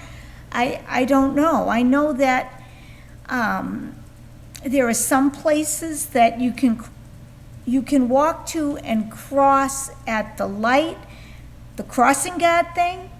I know, is that still posted? Can we repost it? What's the status? We can with that? certainly repost. We had no applicants last year. None. We actually tried to recruit staff. Right. Maybe there's a paraprofessional or a custodian based on their hours. Is it possible that, we could pay you the stipend to be out there either early in the morning or in the afternoon? There were no takers, and we actively tried to recruit people to fill that role without luck. Carol? Yes. What if the policy created a rule, like whatever distance we choose, and then underneath the rule say that there are exceptions for kids that have, they don't have sidewalks, or they don't have this, so that we create a rule that everybody understands, but that it has some flexibility in its implementation. And, once we have the rule and the exceptions set forth, then we can go back and figure out how many kids does that affect, so that we're not taxing the parents for numbers right away. And I think that, and Dr. Burnham, correct me if I'm wrong, but I think that if we had the rule and the exceptions, it sounds like you could give us a pretty accurate prediction of how many people would be in that aren't in now. So, Liz and I have had this conversation. And to put those exceptions up, the exception of no sidewalks applies to almost everyone except maybe the people who live on Oak Ave. Right. So the exception isn't really an exception. It now applies to pretty much everybody. Okay. The challenge with, we could bus everybody up through 5th grade. 2 parents with 2 students at the high school were amongst the people that we were in communication with before all this became a significant issue, after it was discussed at the select board meeting. There were 3 parents that we were in communication with around their significant hurdles. 3. And 2 of them are parents of 1 student each at the high school.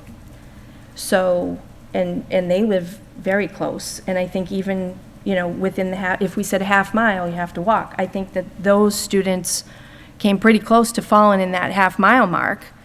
So we could change the policy, and we're still going to have this particular situation that is, parents are going to insist that it needs to be addressed.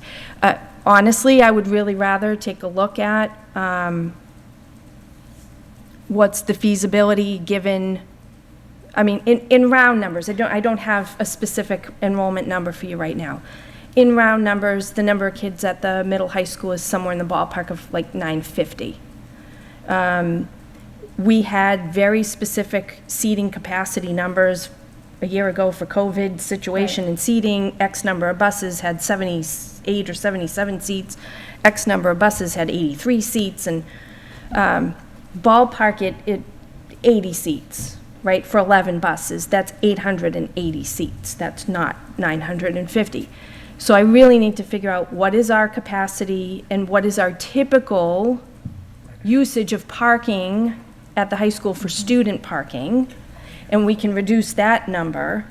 I would really rather look at the feasibility of busing all students, because honestly, changing that we bus all kids up through even 8th grade, we're still gonna have situations at the high school where parents are gonna insist that it's not safe for their kids to walk, there are no sidewalks, and it's still a valid issue. So I'd rather, Liz, would you agree? I would rather look at what that policy change would look like and what the impact for that might be. Well, it might make sense to do that and then see what we're talking, do we need another bus? Right. And then where would that money come from? Right. Are we gonna Because go back this to year, talking about it's the parents? $143,000 a bus. So where would that Correct. come from? That would be, And we know that no matter what, I know that at the meeting a couple weeks ago,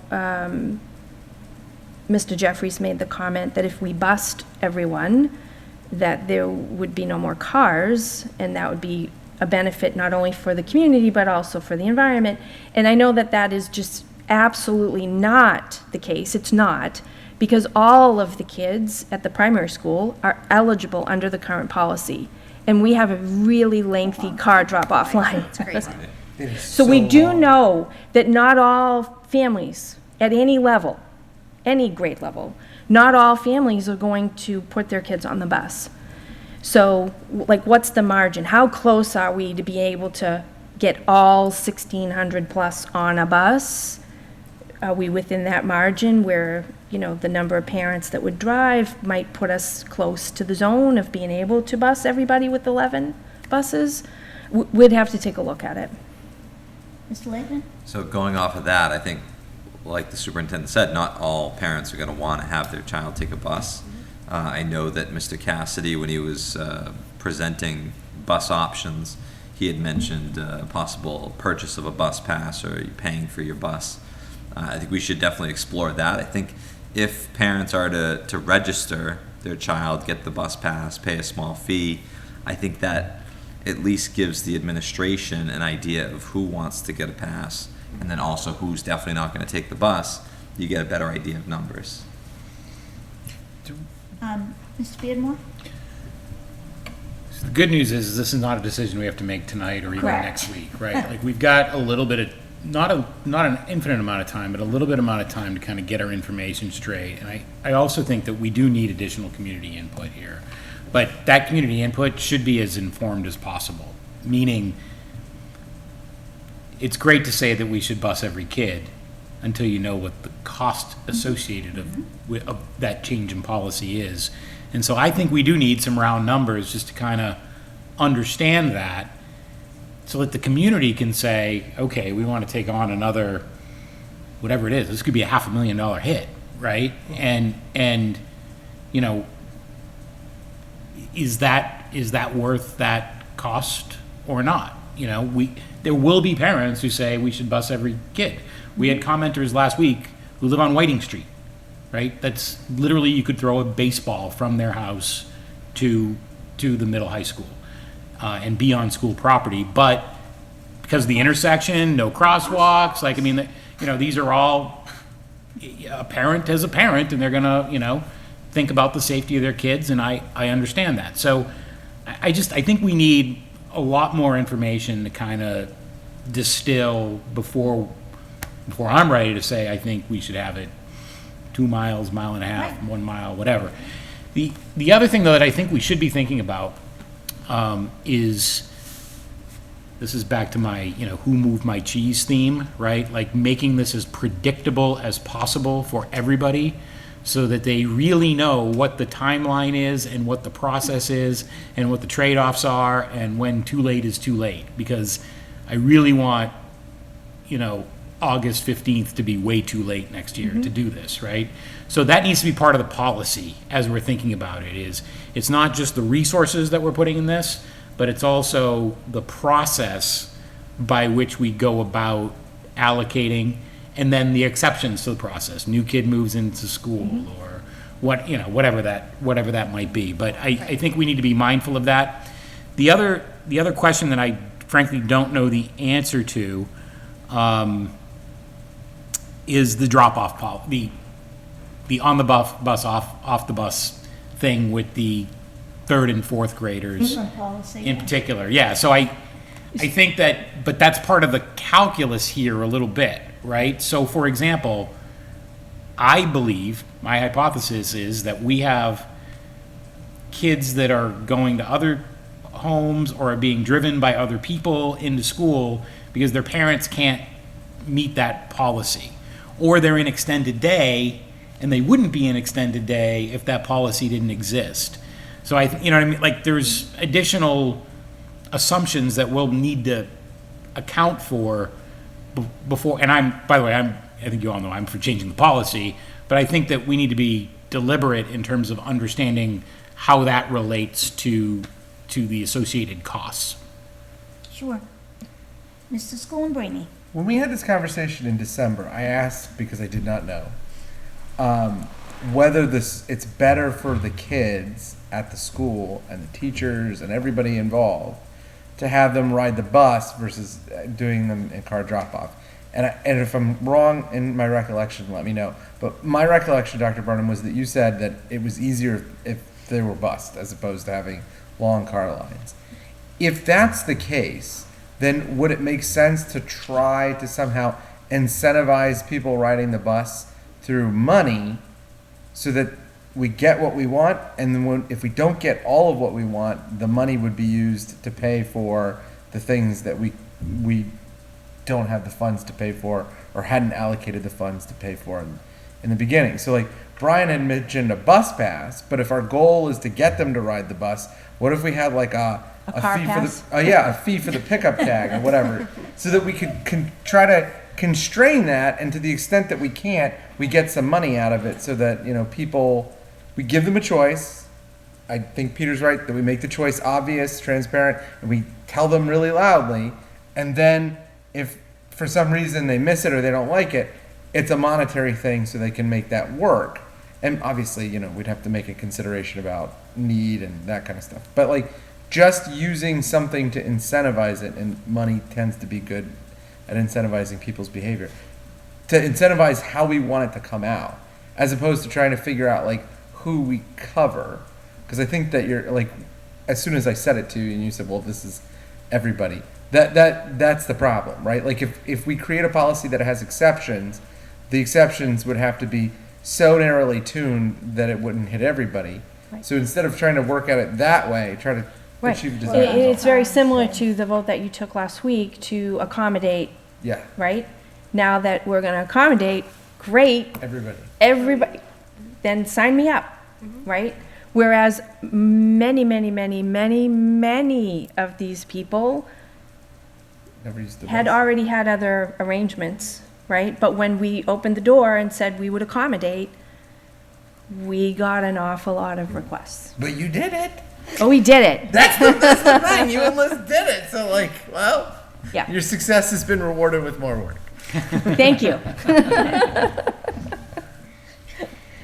Mrs. Kelly? I think there's multiple things that go along with this. We have to come up with a policy that it is not going to be debatable next year. Correct. Yes. I'm honestly, personally, it boggles my mind to read stuff and to hear stuff that we were not transparent with this policy. I thought there was enough communication. Maybe I'm going through my rose-colored glasses because I sit here and listen, but it boggles my mind to read all of the parents who said they had no idea come August, when we sent multiple communications. To the point, we are now getting called out on too many communications. Please don't send a robocall. I just need an email. And all we're trying to do is get as many people the information as possible, but we still get, we're not doing enough or we're doing too much. So I don't want to come into this position again next year, nor does anyone. So we need to get a set policy.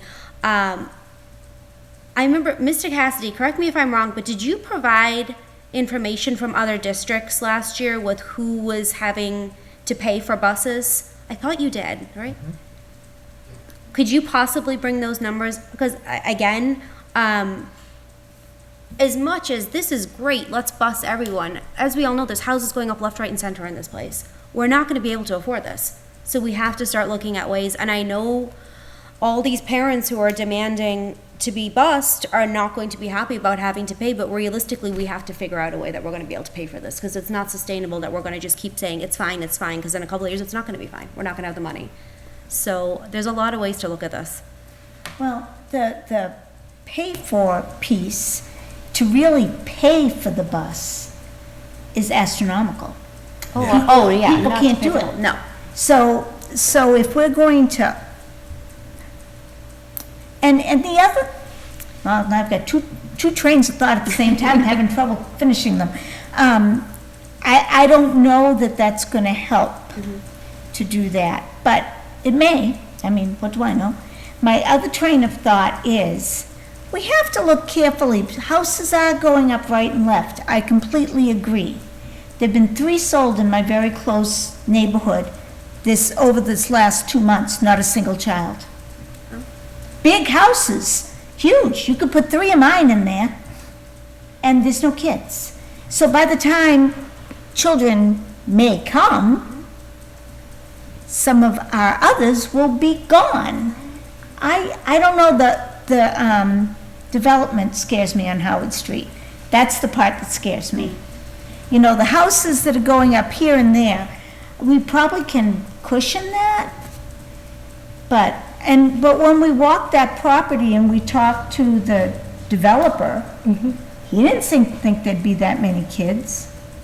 And did we get that many kids from the other existing We did. communities? We got quite a few kids from the Whalum Road project. From Whalum Road. But you raise good points in terms, our enrollment has been, if you look at it over a 30-year period, it's actually go down a little bit, but relatively it's kind of flat. at the moment. It's up a little bit this year, over the last quite a bit actually this year, over the last couple of years. But I think that's COVID Comeback. gyrations, yeah. So it's always surprised me, the amount of housing stock that's come into Lunenburg and the effect that it hasn't had on our enrollment. And a lot of that's private education, a lot of it's other stuff, but a lot of it's just families with no kids. And that's a phenomenon that's been going on for 20 years. I was on the ZBA and we heard a 40B in 04, 05, and the consultant came to us and said, it was all 2 bedrooms, and we were concerned about the effect on the school department, and the consultant said, 1 out of every, I think she said 11 or 12 units will have a kid in it, because nobody buys a 2-bedroom who has kids. So I'm not as concerned about that. I'm not. I think that the new growth can easily fund the additional services that we'll need for that. That's just my own personal opinion. I'm much more concerned with the space inside of that 1.5-mile radius, and how we manage it. I think that's where the rubber's going to meet the road over the course of the next couple of months. So, moving forward to the next spot, because as we all know, this isn't going to be settled tonight. Does it make sense to look at what would happen if we bust everybody? Is there capacity on these 11 buses? How close are we cutting it? If they still have like 4 more houses to put up in my neighborhood, if they all come in with 5 kids each, what will happen? But we need to know what will happen, obviously, you know? I mean, I'm thinking it's not gonna happen that way, but it could. Well, I think what we need is, No?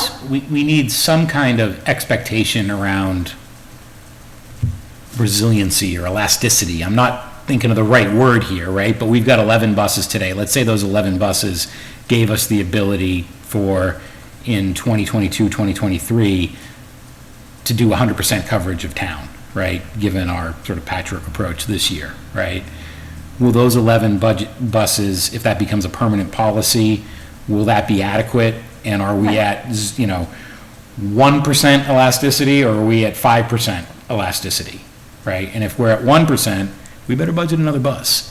You know, like that, I think that's the kind of math, the way we need to think about this. Well, that's my concern too, but we might not be able to get another bus is my concern too. So I don't want to put us in a really bad situation. Right, because the owner of D-Bus, when we had the driver meeting a week ago, said the school committee does understand I cannot physically get another bus. They don't exist right now. I cannot get a bus. I said, oh yeah, no, I told them we can't get a bus. Driver? Like they still have driver So even if they could get a bus, the driver shortage is still a But they're real thing. also rotating their inventory every year. So what we do for next year, I mean, that, they can get another bus for next year if we tell them soon I enough. think as long as we gave them ample headway here on that, you know, they would have to start moving on that probably now. I don't know what the turnaround time is, if they were to order a brand-new bus. Another data point that we need to find. Right. That we need to know. Because where are we pulling that money from? Right. Well, that would be yet another problem. Yep, huge problem. And can I ask one last thing? Carol, you said it was 154,000? $143,000 for a bus was the number that Mr. Cassidy gave us last year when we were talking about. So it's essentially like $1,780 per kid. I don't think parents would be willing to absorb I that. think we came up with 921, but whatever the number was, it was astronomical. Yeah. Parents can't do that. No. And you have 3 kids on a bus? Oh, my God. I mean, you can't. So that's not an option. And years ago, when my kids were young, there was a bus fee.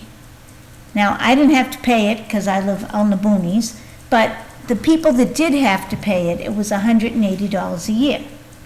Years ago, that might have covered half of the bus. That's not going to cover, and I can't see parents paying more than that. And I think there's got to be another way. I just don't think that charging people for the bus is going to work. It's not going to help with our budget. It might get you a definite answer. You know, I'm riding the bus or I'm not, but other than that, I don't think it's gonna help. We can't charge the amount of money that we need. And if we can't charge the amount of money that we need, then. For what it's worth, I did have one person suggest to me that we should incentivize people not taking the bus. So, but I immediately dismissed it as, have you seen the lines, the drop-off lines? Like, we just That's can't. a big enough- We've got a traffic problem already. So, Yeah. you know, but just for what it's worth, like, there is you can incentivize and disincentivize on both sides, right? And I honestly, my preference is let's get out of the games of collecting money or sending checks. Like, this is a public service that we do here, and we should figure out what we can afford to do and then do it. Well, that's what we have to figure out. We have to figure out what the bottom line is and then figure out, because we know that our budget does not move.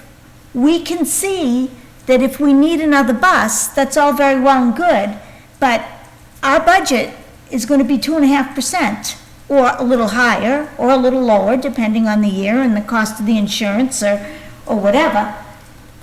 It's not like we can say, will the town pay for an extra $142,000? Because that doesn't work that way. We would have to find it in our budget. Yes. So, you know, so then, if we find we need another bus, then we have to look and we say, what do we have that we think is less important than everybody being on the bus? And that's where you've got your big problem. You know, I may prioritize things one way, Brian may a different way. I mean, we all have, and families all have different priorities. So I'm hoping we don't have to go to that other bus, because I can't see a way that what wouldn't happen is some program or 3 teachers or a teacher and 3 assistants or something is going to go. And that's not what we should be about either.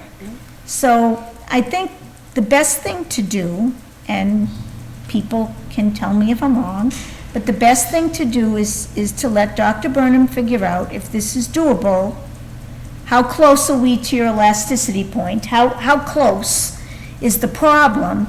If the house is built in my neighborhood is going to break the bank, let's see what you come up with. And then we will revisit this with those numbers and then figure out from there. Does that make sense? Right, and we can bring back all of the information that we presented last fall as well. Yeah, previously, sure. And if you have thoughts of other data points that would be helpful, we can gather that data too. I do think it's important to consider what Michael Ray Jeffries said. I mean, like, in theory, there's a lot of benefit to having everybody bused. Not only does it clear up traffic in town, it's more environmentally friendly. I think it promotes kids socializing with each other. So, like, I think, you know, the budget thing is obviously how this decision got made last time. I mean, Mr. Cassidy gave us tons of different options, like 5 or 6 different options, and none of them were workable. And I think we communicated that to the parents, but apparently we didn't, like, hit it hard enough. But I do think that, like Ray Jeffries is right. Like, if we, in an ideal world, everybody would ride the bus, but I just don't know how we get there. I don't know how you get there either, but it's worth thinking about. Yeah. It's worth thinking about. Maybe collectively we can come up with something, or maybe somebody listening tonight might have an idea as to how we can get people to do that. So one other crazy idea that somebody brought up to me recently is next year daylight savings time goes away. That's an issue. So, you know, I don't know what effect that's going to have on our school day or timeline or that kind of thing. I'm not smart enough to know if it's going to be later or earlier or what. My belief is that the sun's not going to come up until darn near 9 in the morning, right? And so that's going to be an additional effect on, like, all of this from a safety perspective.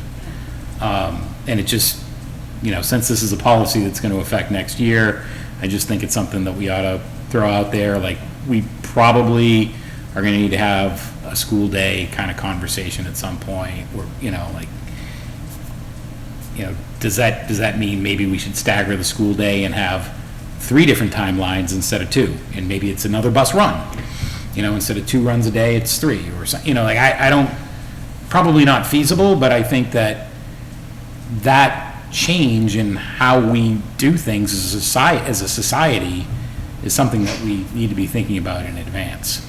Yeah, and that's a big thing to figure out, because that would require some impact bargaining with the teachers and the other unions. Is that a definite? I believe Yeah, it is. this is the last November that this is happening, the fallback. And it's actually not daylight savings time going away, it's standard time going away. Standard time going away, Yeah, yes. yeah. Yes, I knew it was that. So if we could get started then with the conversation around everybody on the bus. And then think about how to incentivize. But so when you're figuring out everybody on the bus, you're not taking into account all those people driving cars. I think initially we can't, right? 'Cause Like, how I would can you give figure that out? you Yeah. a typical percentage Yes. annually of parents who drop off, but it's not a guarantee. Right, so figure it. That's my whole concern of, like, if we can have people sign up for a bus pass, whatever the fee is, it doesn't have to be big, but now you have the numbers. Because this is my worry, is that Yeah. we're working these numbers the Yeah. first week of school because we don't know who got on the bus, how many kids are on the bus, Well- how much room we have on the bus. We actually, though, we do benefit from a little bit of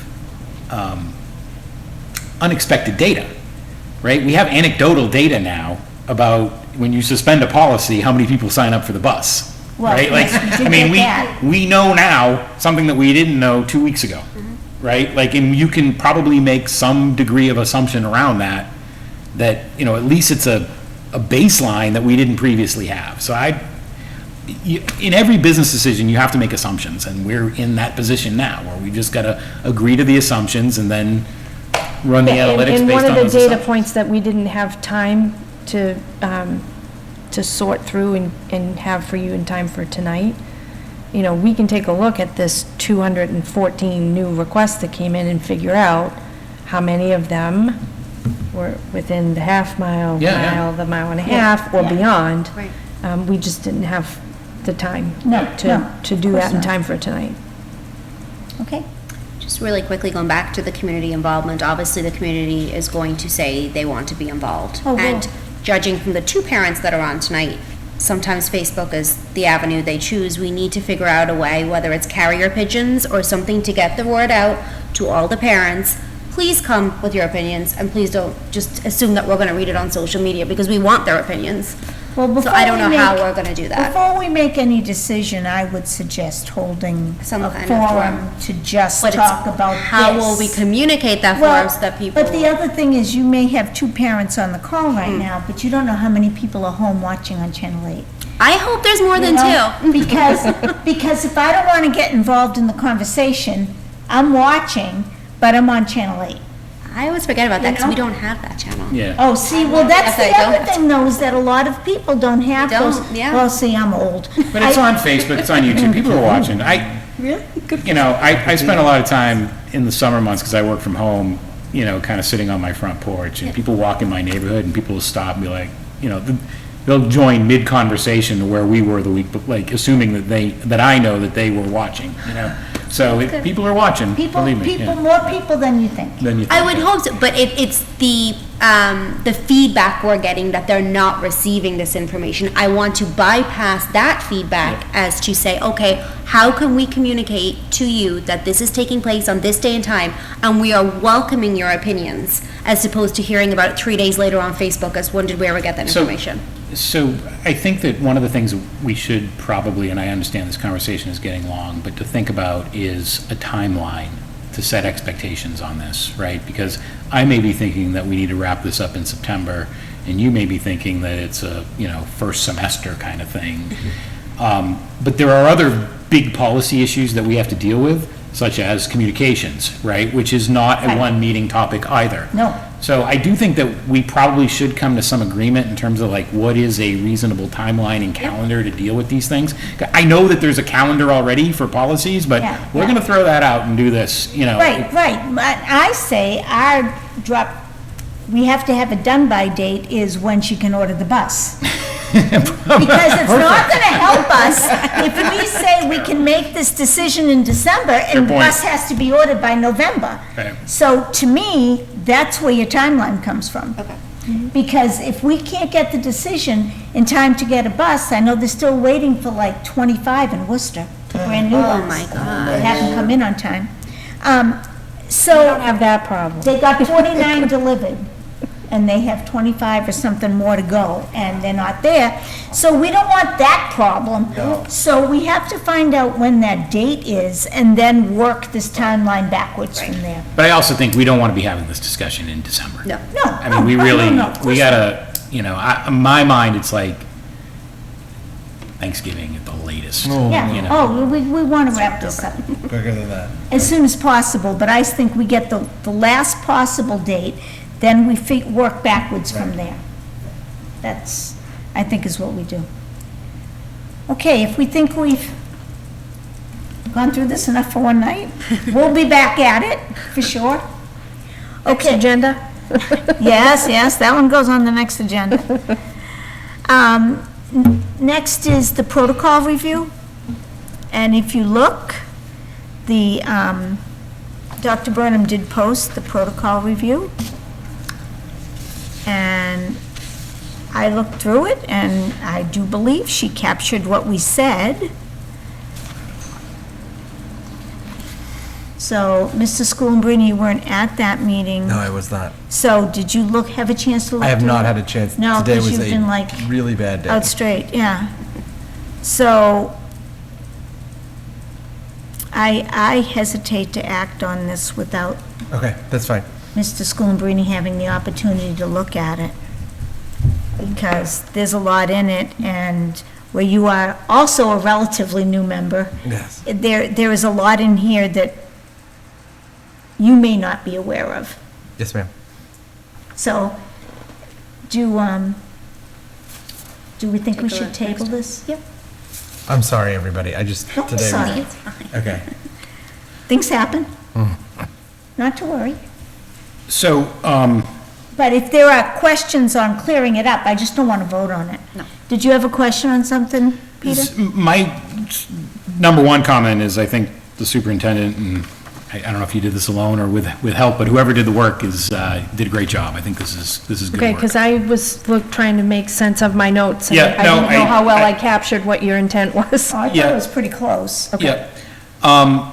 The one item that I would have, since we're not voting on it tonight, and I would have voted to approve this tonight, but I think we may want to either just approve it and maybe come back to, is if we put a serious thought to our communications policy and and perhaps even creating a school committee level goal around communications, Oh, which yeah. I privately discussed with both Carol and the superintendent. We want to maximize the effects of our labors. And I understand the reason for the committee recognizes the chairperson and his or her designee as the official voice of the school committee. But I can imagine some scenarios whereby let me just give you an example. You post the agendas on social media and you just say, this is the agenda for the meeting on Wednesday night, right? I would love for you to be able to say, tonight, we're talking about transportation policy. And if you were late getting your transportation thing in, this is a good time for you to jump on in, right? Like, Right. that kind of advocacy that today, that would probably exceed Right. your authority right now, given what we have. But I think if we want to maximize our collective effectiveness, that might be something that we want to fine tune over time, right? Tonight we discussed, Carol's role as the liaison to the finance committee, and Carol's very quiet and mostly, observational at the finance committee meetings. But occasionally she's called on for input, mostly just informational input, like what are you, Right. And it's appropriate, given the current policy, that she's the person sitting in that seat, but a future chairperson might not want to be that person, right? Again, this isn't a precedent-setting, we're going to do this annually, but I just think it's something we ought to put a little bit of thought into in terms of, maybe we want to fine-tune that a bit. I So- understand your point, because when I was not the chair and I was sitting at FinCom, I would go home, I would write to Heather and say, what should I say? And we would come up with a written statement for me to read at the next meeting, because I didn't want to misrepresent anything. Right. If it's strictly factual, that's one thing. That's what I was gonna say. If I it's think- what do you think you want to do, that's a different thing. And I completely agree with you, but I think that the practice of this committee, at least over the last couple of years, has been extremely conservative and reserved, and I think that there are opportunities to be more effective. And again, I don't have a suggestion, I just have in my mind, it could need some fine, and maybe not even now, maybe we revisit this when we do the communications policy. I would think so. But I just wanted to kind of drop that in there for something to think about. Okay. Brian? Yeah, I just had one thing. I'm trying to see if I can find it. How we operate, number one. I didn't know if it flowed with the however starting that sentence. Okay. It says we acknowledge that a school committee meeting is a meeting of the school committee that is held in public, not a public meeting. However, our meetings will be recorded whenever possible.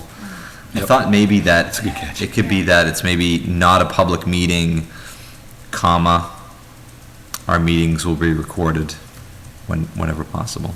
And our meetings will be recorded Well, whenever possible. even if you just lost the however, Yeah, and just put, our meetings will be recorded whenever possible, and we could put, and we encourage public comment. Oh, that's a good idea. Because, I mean, I don't encourage public comment as we roll along, because we'd never roll anywhere, but we do want to hear from people, and maybe, not that anybody will read this, but, you know, I think maybe that might be helpful too. Does that? yeah, that sounds great. Yeah. I Thank just you. made that edit. I saw that. You're fast. I Okay. have to keep up. Anything else on this? And then we will table it tonight and vote on it at our next meeting? Sounds good. Okay, can I have a motion to table this? Do we have to do that way, or can I So just moved. table it? So moved. Okay, second? Second. All in favor? Aye. Aye. All righty.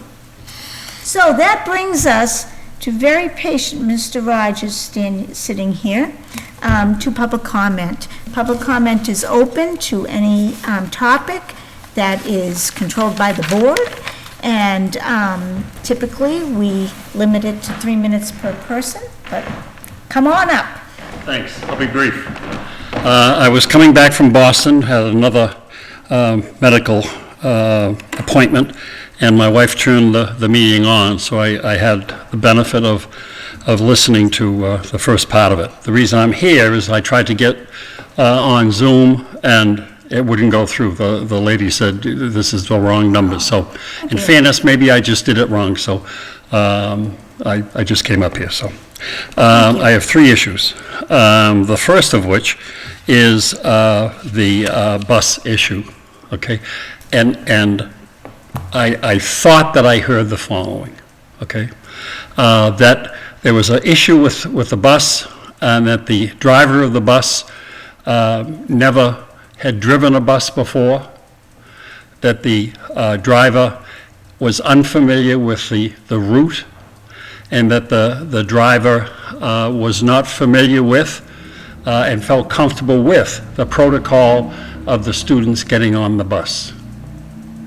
Did I hear that? Would you like me to address that? Yes, you can address that, certainly. Not exactly. So the driver is not familiar with the protocols for driving the route. So as an example, if you arrive at a bus stop and there's not an adult to receive a student under a certain age, then the student is not released from the bus. Apparently, the other day, this new driver, someone from the bus office, knowing that this was a new driver, was on the radio with the driver for the duration of the route. Apparently, the driver, having received message that the parent was now available, the driver circled back around to go drop the child off. The protocol is that the driver should finish the route and then circle back around and revisit any bus stops where there was not a parent or an adult to receive the child. That's the typical operating protocol. Apparently the other day, twice during the route, the driver circled back around to a bus stop to drop a child, which really lengthened the timeline for the route. So that was not properly followed. It wasn't anything that was unsafe. It just was not the typical standard operating protocol. This is a brand-new driver who's never been a bus driver before, so, you know, this is their first job as a bus driver. I'm sure that they probably took a run through on the route, but it's different when you actually have people at a bus stop waiting and kids on the bus and so on and so forth. So it was the first day ever driving a live route. So there was, you know, there was a learning curve for sure for the driver first time on a live route. Okay.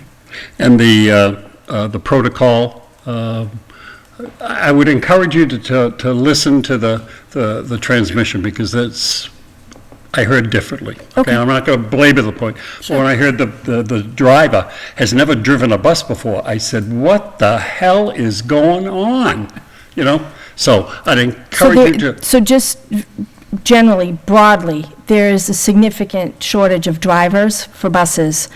So when agree. they've got somebody who's passed their test and Yeah. we're going to put you on a bus tomorrow to drive a route, because last year, the shortage was so significant, and I've said this in public meeting before as well, the two owners of our bus company and the office manager were driving routes daily because there was such a significant shortage. My grandfather was a very astute businessman, and he used to say, better an empty house than a bad tenant.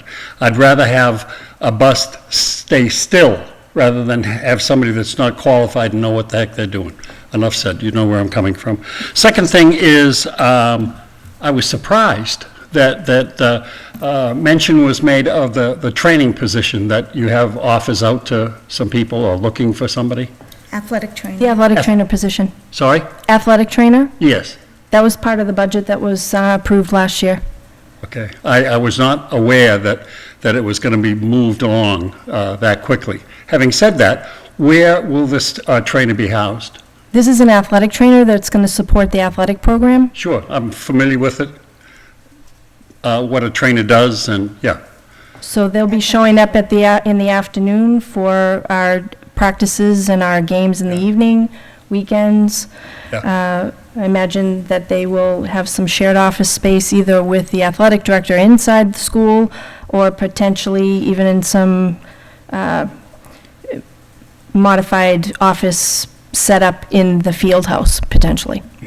This is not what a trainer does, and I don't know who you looked at or talked to, but a trainer's activities are very extensive before, during, and after a game, even on weekends. There needs to be equipment for injured thing. You need water and a whole bunch of things. Oh, sure, we've got that. We've got a fitness room in the new middle high school. So that's where it's going. Well, I don't know that they'll be housed with an office inside the fitness room, but they will be working with students in the fitness room. Okay. This is a very extensive situation, and has there been a schedule made for what coverage you're going to have for what sports?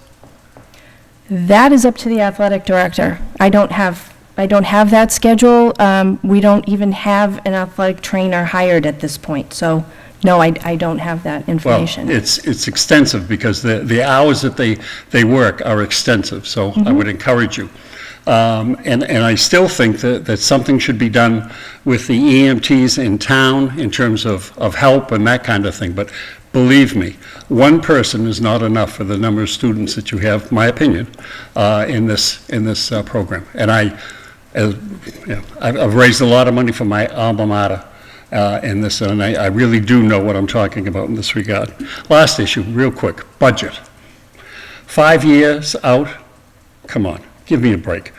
We are going to be replacing, well, not replacing. In 2 years, the money that we're spending for some of the hirings that we've made is going to go bye-bye. How are we going to fund this?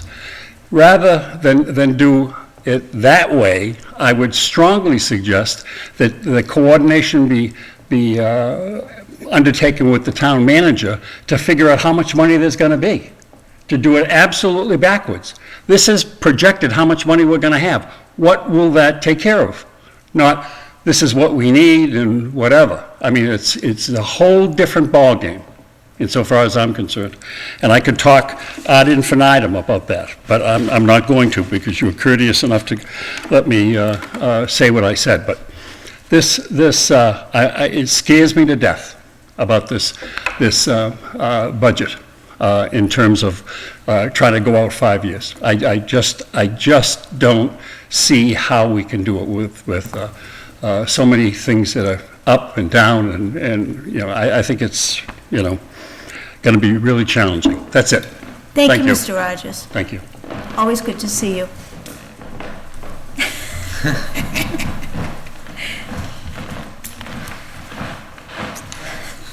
So unless there are any other, oh, I see some. Now, I've never seen her. Delivering Domino pizzas now, things like that. Have a good evening. I can tell you some stories. I do see a phone number on the screen. If that person would like to speak, they can unmute themselves.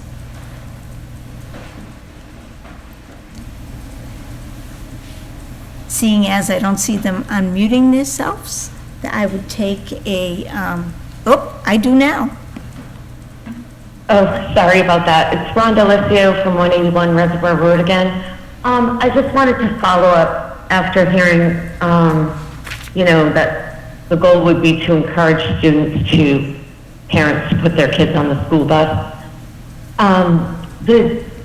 When my daughter started high school, the start time of the high school was pushed to, I think it was 8 o'clock instead of like 7:15 or might have been 8:15. Now, I live over 2 miles away from the high school, so she was eligible to be bused. But the bus was one of the first ones to be picked up and would have had to sit on that bus for 45 minutes. So the benefit of the late start time would have been completely eliminated for her to waste her time sitting on the bus for 45 minutes. So I used to drive her every day to school because otherwise she'd only be gaining 15 minutes in the morning. So there are other things to consider besides, convenience for the parent. It's about how you prioritize what's better for your child. And, it's easy for people who maybe don't have any kids to comment about singing the praises of the bus, but I think I would encourage high school parents, if they're in a similar situation, to drive their children to school. Thank you. Thank you. Yes? Can I just, one of the questions that the other parent had brought up was regarding, I know this has been brought up a couple of times, has anyone contacted the DPW regarding clearing the sidewalks to ensure that that's going to be done in the winter for these kids who are going to be walking? Can we just get a confirmation on that to be able to answer that parent's question next time? Yes. So I don't know if I'll have it in time for next time. We do have a new DPW director on, and we will have meetings, and as we did last year, prior to the start of winter weather season, we did have a meeting to coordinate how, things normally flow, who notifies whom and when, and that sort of a thing. So definitely, before that time. Perfect. Just want to get an answer. We'll have some answers on that. It is a very timely question, and I can tell you from my limited knowledge on the Finance Committee, there is a protocol that they follow in terms of their priorities of work, and sidewalks are not high on that list of priorities. So, that is something that is probably good fodder for discussion. Yes. Okay, topics for future discussion. There was one. Obviously, we are revisiting the transportation the next time, and we are revisiting the protocol. And is there anything else outside of communications, but that's the good. plan The in Municipal general? Building Design Committee has Yes. sent out a letter to the different committees to try to digitize Right. as much materials as we can. So So we if we discussed can that. talk about the storage. Procedurally, are we going to open the transportation policy and go through readings and that kind of thing as we would normally do a policy review? My recommendation would be for the committee to have a discussion as a whole group and figure out what the direction is, and then it would go back to policy subcommittee so that we can draft the language that reflects the wish of the body, and then bring that back and review that, and it would have to go through 3 reads before it's adopted. Okay. So my reason for asking, other than just getting clarification, because I think that does set expectations for a committee that meets twice a month, 3 readings is a month and a half after we've agreed to anything, you know, like, so just think of that timeline. I think we should lump in, and I don't know the policy, but whatever deals with those 3rd and 4th graders and the pick-up and drop-off policy, I think we need to lump those in together and do them at the same time. So clarification on that, there's school committee policy, and then there's school policy. Right. So the drop-off, consent form and all that for 10-year-olds versus not for 3rd and 4th graders, that's not school committee policy. It's dismissal policy that's covered in the handbook. Okay. And we went through a discussion as a committee relative to approval of the consent form relative to that practice and agreeing to that practice. And I think it's important to note that Mrs. Archambault had made mention at one of the prior meetings that our approaches are out of sync on that, but in fact they're not. If you look, and I In the shared the language, we actually operate exactly the same way with the walkers. So kiddos that are 10 years old can, with consent, be released from the school door and walk home unattended, whereas the others who are walkers, the parent still needs to be visible to the staff on the corner at the driveway, and they'll cross a kiddo across Oak Ave, and because they can see a parent somewhere down the street and around the corner. So the practice is consistent, whether releasing from a bus or releasing from the school property. So let me put this in layman's terms just so that I'm clear on my understanding. A 4th grader is not walking down Northfield Road unattended today. Correct. Okay. No. Okay. I mean, if a parent were at the corner of Northfield and Oak, we Yeah, would that's like 2 release them. houses, right, yeah. But no. Okay. I vaguely recall that conversation at the time, so, but I did not recall that until you just said it. I still think we need to revisit it, and I think I do think it's part of that pick up and drop off thing, particularly for the elementary school, is very tightly related to the perimeter walker policy, and I think we should be doing that on the same timeline. And I understand that it's a handbook issue versus a policy issue, Yeah. but I guess and however you want to organize it, I'm sure we can figure it out, but but I think it's still in our purview to create a policy on it as that well. too, yeah, That fair was my enough. thought, Yep. too. Yeah, we could add it to Discuss this that. policy potentially, right. We can add Yep. that to agenda and discuss it. Yep, I think it's worth talking about again. So if there are no other suggestions, then I would take a motion to, I'm sorry, one Almost. last question. You were keeping true to your promise of making this. Yeah, I know. Deliver on my promises. Next week, we're due to talk about superintendent's goals on the, at our next scheduled meeting. I think it's next Wednesday? yes, Yeah. 7th? Is the, and I'm asking for personal reasons, because I'm not 100% sure I'm going to be at that meeting. I've got a business travel issue I'm working through. Is the expectation that those will be presented and approved that night, or presented and then approved at a following meeting, or what's the expectation? So, having them on the school committee calendar as a tentative topic, they're actually listed earlier than they are typically brought forward.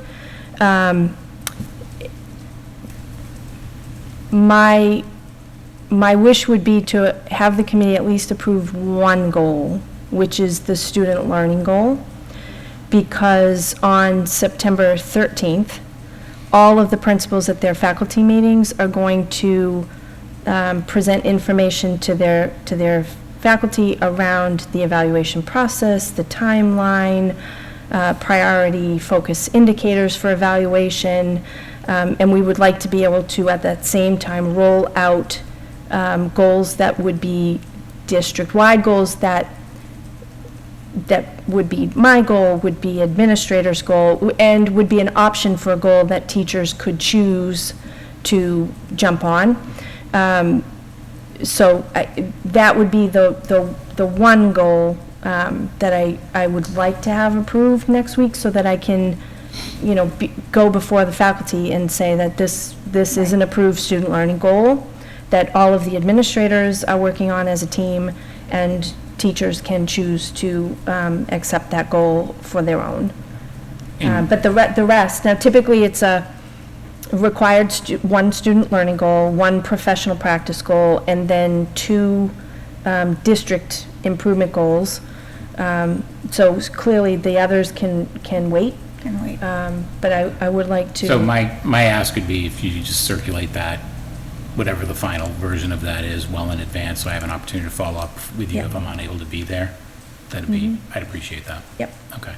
Then my only other comment is just a reminder that Monday is Labor Day, which means we got to get our agenda in by Friday. Yep, we're on it. All right, good. Been there, done that. I know how that game is played. Yes. Okay. So now, if there are no other comments, we could take a motion to adjourn. Make a motion to adjourn at 9:12 p.m. Second. All those in favor? Aye.